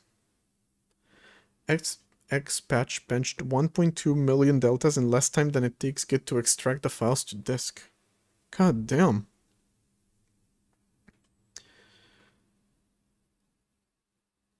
I don't even consider that that's the way that Git is doing things. I know that's how it works, but I don't think about it. These aren't fast enough numbers. This is you'll never notice performance. I'm not going to pretend this is perfect for anything. That's kind of the entire point though. It's not. It's specific to these types of edits. That's what makes it so good. Worst case is large structural rewrites, complete file replacements, binary data with no patterns. But in that case, you have generalized algorithms to fall back onto. So worst case won't actually be worse than them, it will be the same as them. Falls back to G delta and performs roughly the same as VCDiff. Expected. Sometimes slightly better, sometimes slightly worse, generally competitive. It wasn't built for those cases, it was built for micro edits and high frequency version tracking.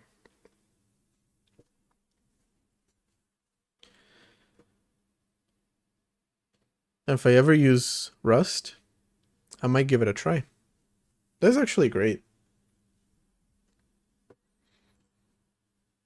Amazing work with it. What is the main project, if I may ask? That's question number 2 and question number 1. And question number 2 is, when are you gonna remake Git with this technology now?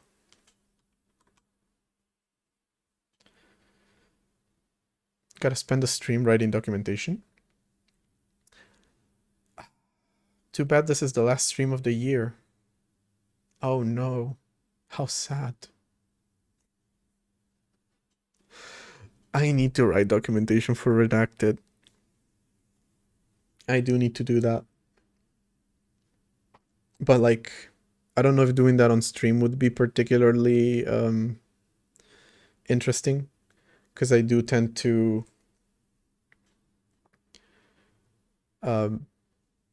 focus more when I'm writing. Oh, demo editor. Not sure if it's gonna have sound, but sorry about that, but we can't show files that are this big right now. That's because you're not using XDelta. No sound, okay.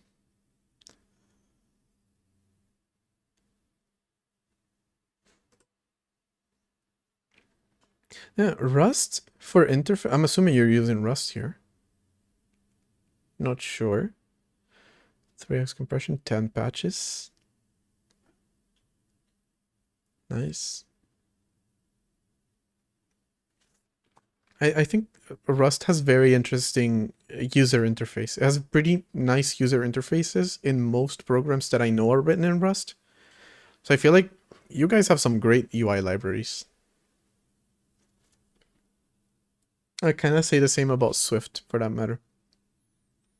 But they're very iPhone-centric.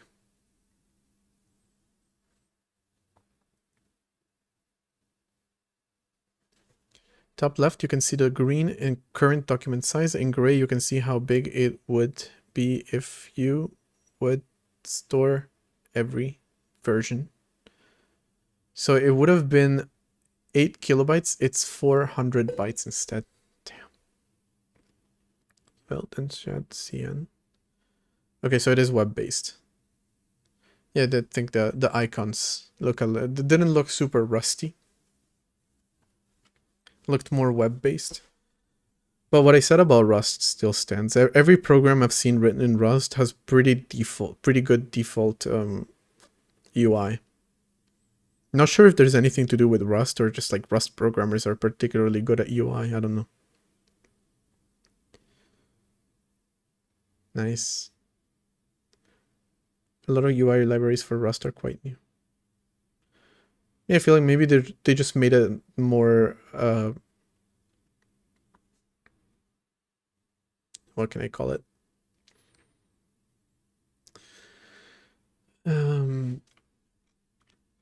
Modern, I guess, since they're newer. Your cam is covered in history whips. Whoa, that's not what I meant to move. There, okay, it's gonna cover the... Oh, hold on, let me move it over here. Damn.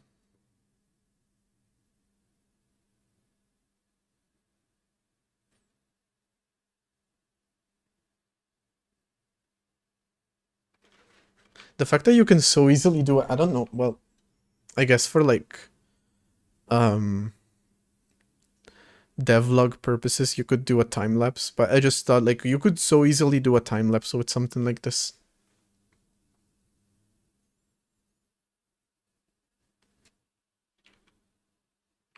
Like probably faster than real time, but you can definitely do it in real time. Well, you want to do it in faster than real time if you're doing a time lapse, obviously. Hey, Red Rush. 6 bytes per patch. That's pretty incredible, I have to say. Wait, hold on. Where we ended up at the last... Where'd my mouse go? What's happening to my cursor? It was being weird. I wanted to see like when you had the most... Damn it, I closed the video again.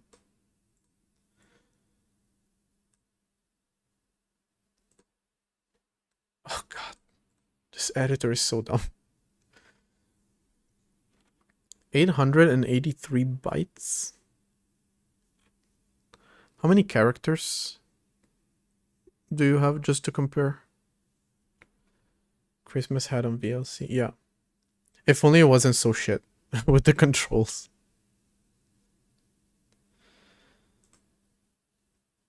I'm not about to count them all. Do you have a counter for them somewhere?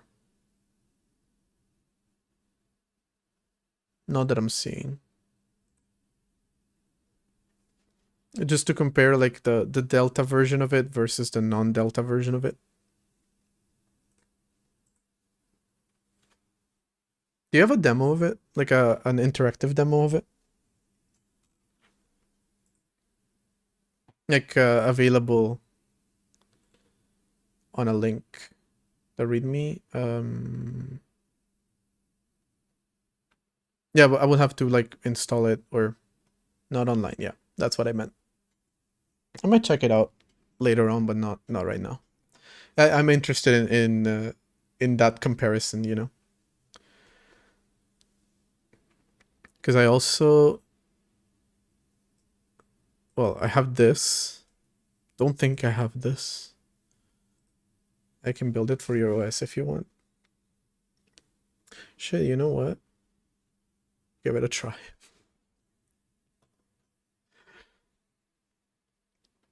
That'd be nice to have our own version of. I want to build Git with this on. I'm not gonna lie to you. Immediately I go to Git. But genuinely impressive work. I like it. Didn't I start a repository? Or no, this is the demo. There is another one too, right? I'm on Ubuntu, so...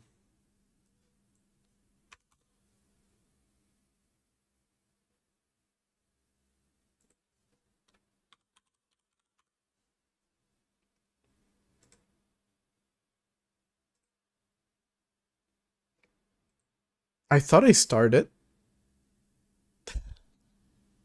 Apparently I didn't start either one of them.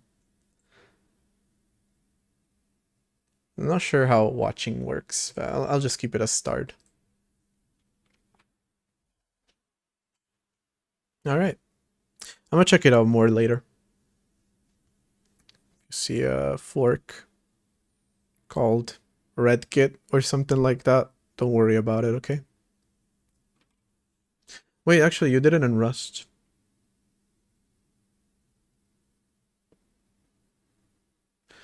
What is happening to me that I'm genuinely considering writing Rust now? Yeah, I just want to do research on making a compiler. It's so funny because throughout these entire streams and just in general, I'm always like, I hate terminal code editors. And then I'm like, I want to switch to a new code editor and also eventually I want to make my own. I started Gpatch? No, that's not what I meant to do.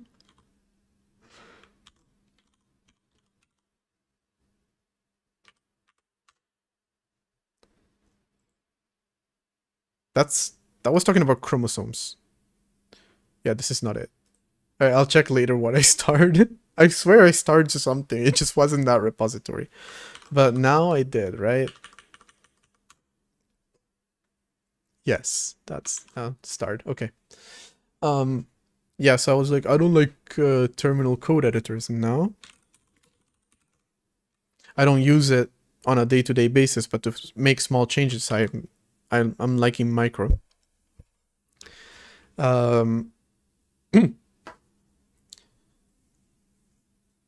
I don't like Linux, but I do think as an operating system developer, I should use existing projects, see what's out there. I did this technically with lesser known projects like Temple OS, Plan 9, which greatly influenced the way that I built my desktop environment, and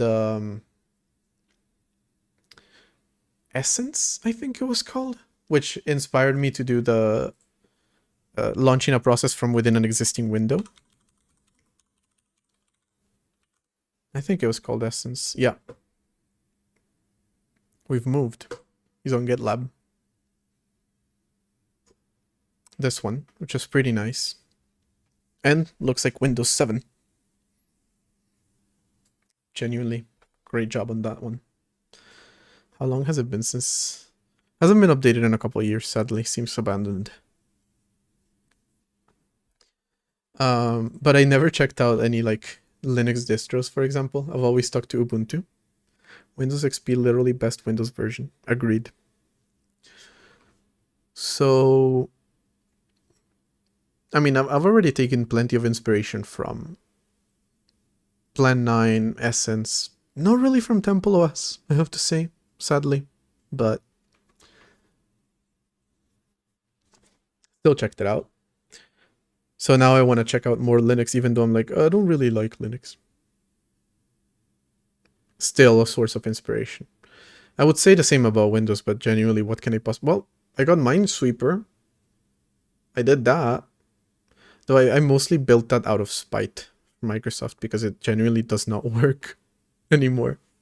And it has microtransactions now. So I built that out of spite, but hey, that's inspiration from Windows if I've ever seen it. And as a daily user of Mac and somewhat of Linux, I do learn from them, but I should check out more distros. But since I want to build a compiler, I definitely should check out more programming languages, see what's out there, see what's being done. I was always interested in Zig. Didn't do a whole lot with it, but it is nice. Maybe I want to do a little something with Zig, a little something with Rust, just to see what's up with them.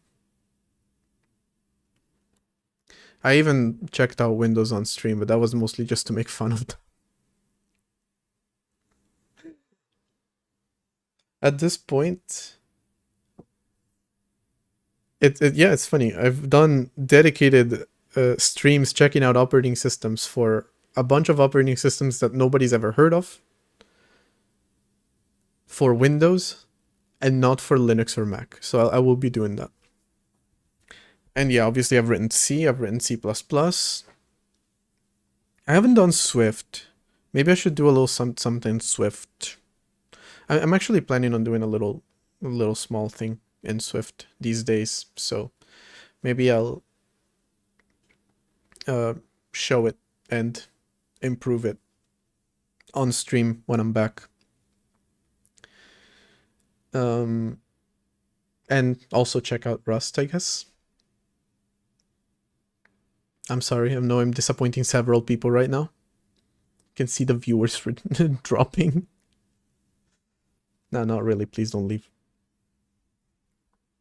I built a compiler too. I'm actually so pissed off about the fact that I built a compiler. It was for C#, but I still built an entire compiler for it. And don't have it on my GitHub, private or public. JavaScript? Oh no. I do have JavaScript, like this is done in JavaScript.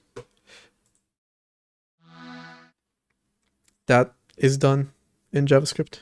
Unfollowed and unwatched. Don't remove your eyes, please. So I have enough knowledge of JavaScript, so I don't have to check it out on stream. Thank you very much. I also had the misfortune of working with React Native this year. So yeah, I did do a compiler, but I don't have the code for it anymore. I used to have a write-up because this was a college project. So I had a printed write-up and it was just sitting around for years. Literally on a little like filing cabinet that I have right here. And apparently a few months ago I threw it out. Genuinely stupid thing. Brainfuck script. Compile a C-Lite language directly into Brainfuck. Damn. So it's like the world's most insane transpiler. I am planning on doing... I'm starting 2 of your repositories immediately, so... I am planning on doing a C-like language transpiled into C, and C# transpiled to C as well. It's actually a compiler. So, well, what about Brainfuck though?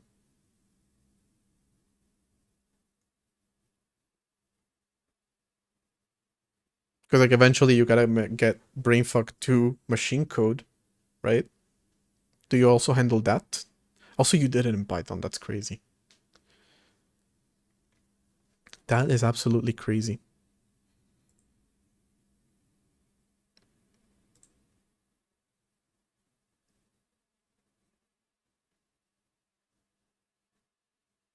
Oh, Brainfuck is the machine code.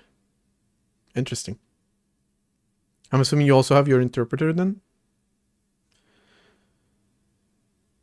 Yeah, that's true. I guess languages can be interpreted. I don't know anything about Brainfuck, and I'm, to be completely honest, not interested in learning anything about Brainfuck.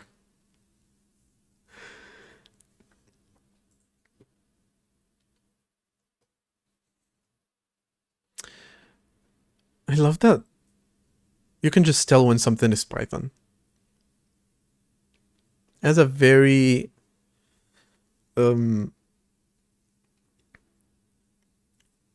specific look without even reading the code itself. It just has a very specific look because it is so intentional about indentation.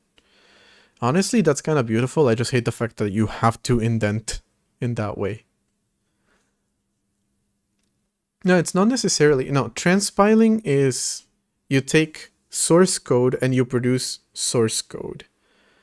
Compilation is when you produce, you take source code and you produce something that can be executed.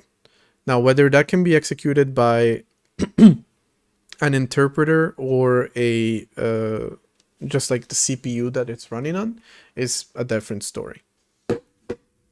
But technically, I guess it's a compiler. I don't know if you can get more technical than that, making a difference between interpreted and fully compiled languages. I'm not sure. But yeah, for that matter, it's compiling to a language that then gets interpreted. Esther's gonna have dinner. Pythonian smell. Indentation and no var keyword. I have to say the indentation looks nice because I look at this and it looks so orderly and it looks so clean. But then I hate that it's enforced. It has to be that way. Whereas if I look at my C code, actually let's look at it on GitHub.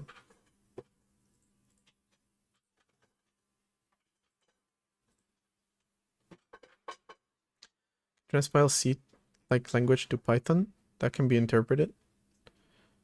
So that is a compiler. You would have to kind of do both. I'm not sure. Let's not get hung up on the semantics when I'm a person that does not get hung up on the semantics and get things wrong all the time. Like, you can tell that the indentation here is mostly correct, but besides the if statements here, like the conditional compilation, the preprocessor. Hey, Jester. We'll go out later. Not right now. Besides this, which completely breaks the indentation. Let me find a file that doesn't have that. It looks orderly, but not as much. I don't know how to explain it, but it doesn't look as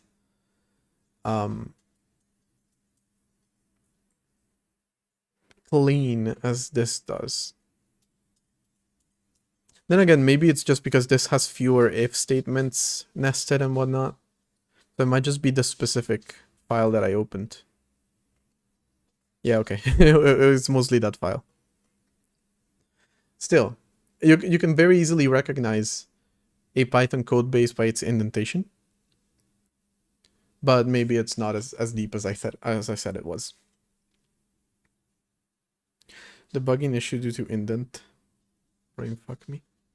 Okay, you know what? Let me rant a little bit more about Make, since today I was building a damn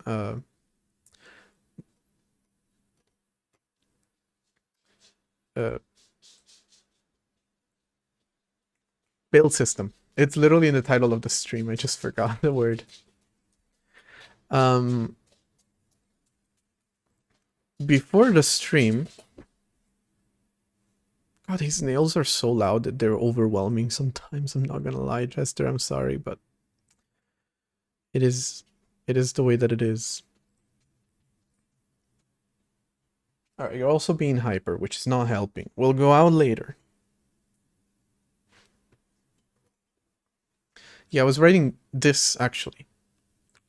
Right, so I was making it so that all of the subdirectories that you put in here will all use the same make file.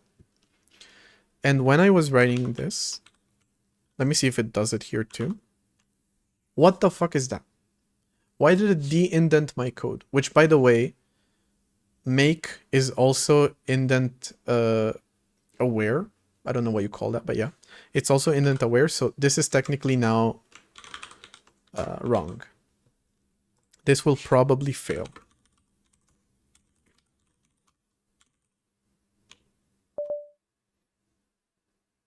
See, it already had errors. And now it has more errors. All because of the indentation. Which, of course, it won't tell you wrong indentation. It will tell you some cryptic message. Then you fix it. And it compiles properly. I don't know why writing a variable like this indents the whole thing in Z. It's so annoying. But hey, my build system is written in C. So I'll have to generalize it. Because right now it's a very clearly built specifically for one purpose and one purpose only. But eventually, it'll be good. And for that matter, it is currently in a repository that also could compile one purpose and one purpose only with one specific makefile. And now I've replaced it entirely. So that's cool. I use Z for coding. I recently went through testing a bunch of them. I settled on Z for daily coding, and occasionally, if I need to do some quick edits, I can do them in micro. So I also like that one. Or I guess if I'm in a remote machine or one where I don't have micro, I will use Vi because it's there by default. I would use NeoVim if it was there by default, or micro if it was there by default, but it's not, so. All right, sir.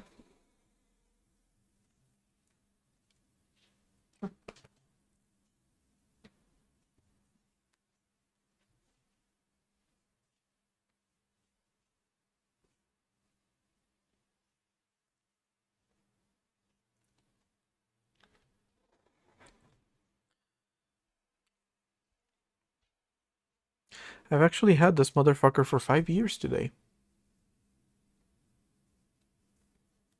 So happy second birthday, or whatever you call that, Jester.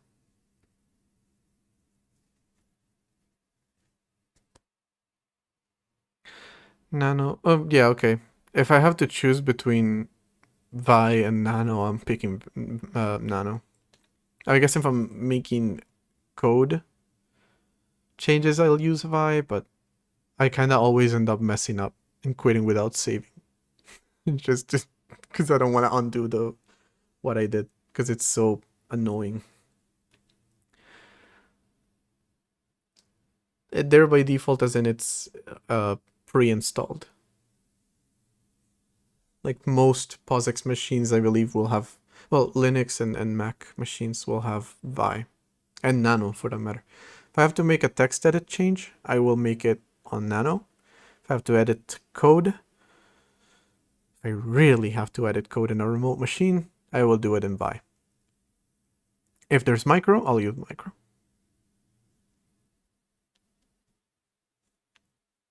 What Ubuntu do I have? The white one? I don't know. I'm not sure. Yeah, the latest as of July, let's say. It updated itself once and broke my network. So I just reverted it with the same installation that I had. 24? Sounds familiar, yeah. Not sure how to check it. Can I check it here? Nope. Wait, I think I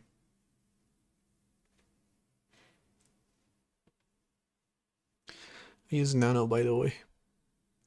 Well, I used to when I didn't have a computer, only an Android phone. Interesting. Android has Nano? Android has a terminal? I mean, you can probably install one. It's Linux, but like, does it actually have a terminal?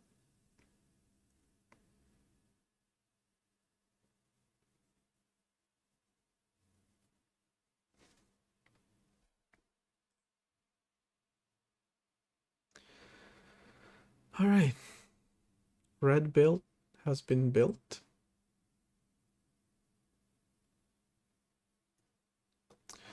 Like I said, I will be generalizing it eventually. And as I do, I will be adding more stuff to it. Oh, I'll need to make a macOS specific version. Well, a macOS specific, meaning...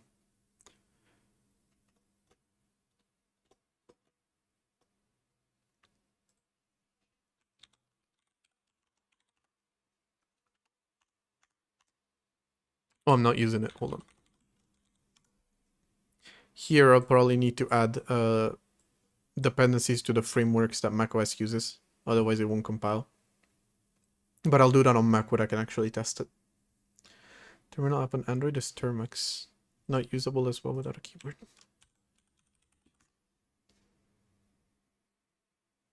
Interesting. It's completely self-contained, right?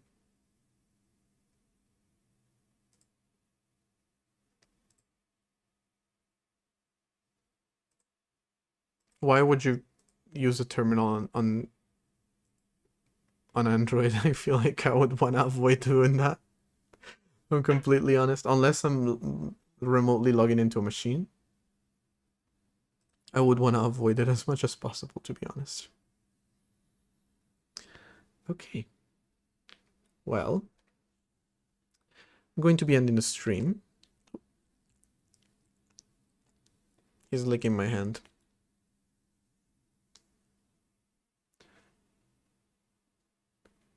This dude who made Copy Party allegedly wrote it on his phone? What do you mean? Copy Party allegedly?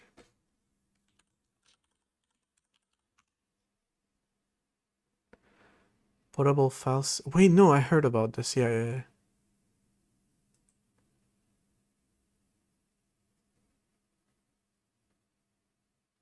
Allegedly wrote it on his phone? That's crazy. Not even a tablet, a phone.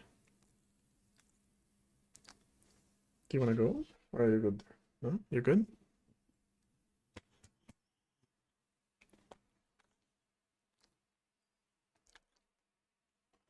Never used it, to be honest. Seems interesting.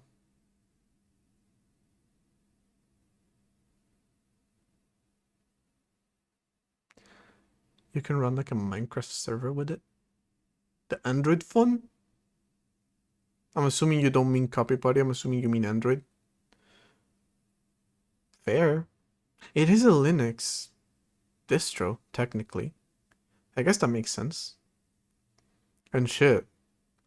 With RAM going the way that it's going, inexpensive Android phones with a terminal and a Minecraft server would make sense. Also, yeah, it runs Java natively. That would be a pretty good use of Termux, I guess.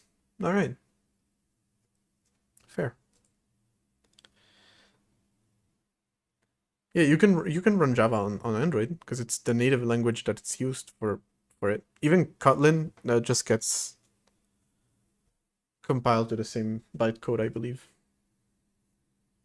Man, TikTok is just completely decided that I'm not starting an account. Thank you for that one, TikTok. I genuinely don't understand. If you create a new account and you upload a video, nobody's gonna see it. What's the point? I don't know if it's because I haven't followed anyone. Maybe I should do that and then it'll prove that I'm real or something, but I don't know. Also, get away from the microphone, Jester, please.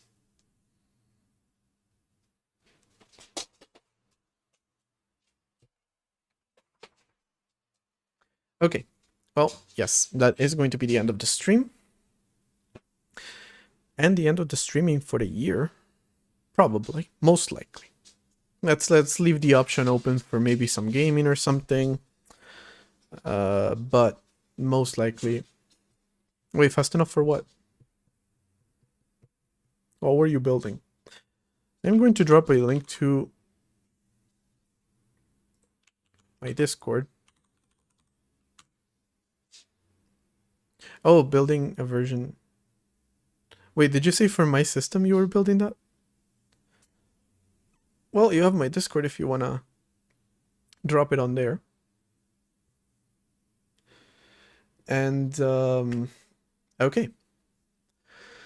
So most likely my next stream is going to be immediately on like the 2nd. And who knows what everything is going to look like by then. Redacted OS is probably going to be multi-architecture. No,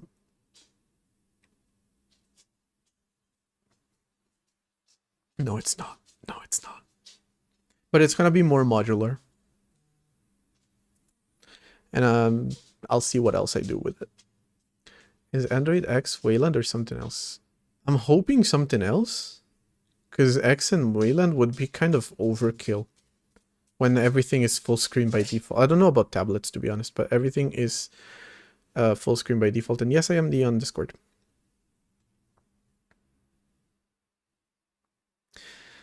Okay. So the system is not going to be multi-platform. Well, it's already multi-platform. It's not going to be multi-architecture, but it is going to be more modular. Maybe I'm going to clean up a few things. Got a compiler coming up soonish. We'll see when exactly. The build system is probably going to be more modular. I'm probably going to use it to build a bunch of things. Because right now, it can technically build...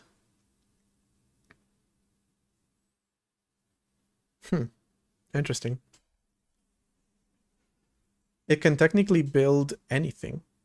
But I need to add support for my packaging system, which it currently doesn't have. So I'll have to add that. I'll have to make it a little bit more modular. Maybe eventually I'll be able to build the operating system with it, and we'll get rid of make, and also get rid of a dependency. I'm probably gonna do some cleanup of the code. I've mentioned already I want to break apart the shared library or just organize it a little bit and eventually make it its own standalone thing.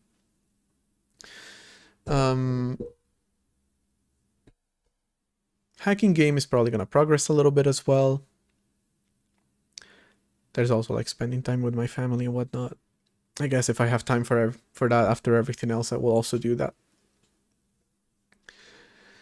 Yeah, so next stream is gonna be on Friday the 2nd. Same time as always, it's gonna be 7:30 CET and 6:30 UTC. And thank you for sharing that, actually. That project seemed really interesting. I'm interested in doing more of that and seeing more of that. And maybe I'll write some Rust and use that for something. We'll see. I might be interested in checking out more languages, distros, window manager. You know, taking inspiration from existing software is a thing that I want to keep doing, that I've done in the past. And it's been great. And I want to do more of that. Building a code editor, building a compiler, continue to build my operating system, and so on and so forth. And before the ad starts, I'm gonna leave it here. So I will see you next year.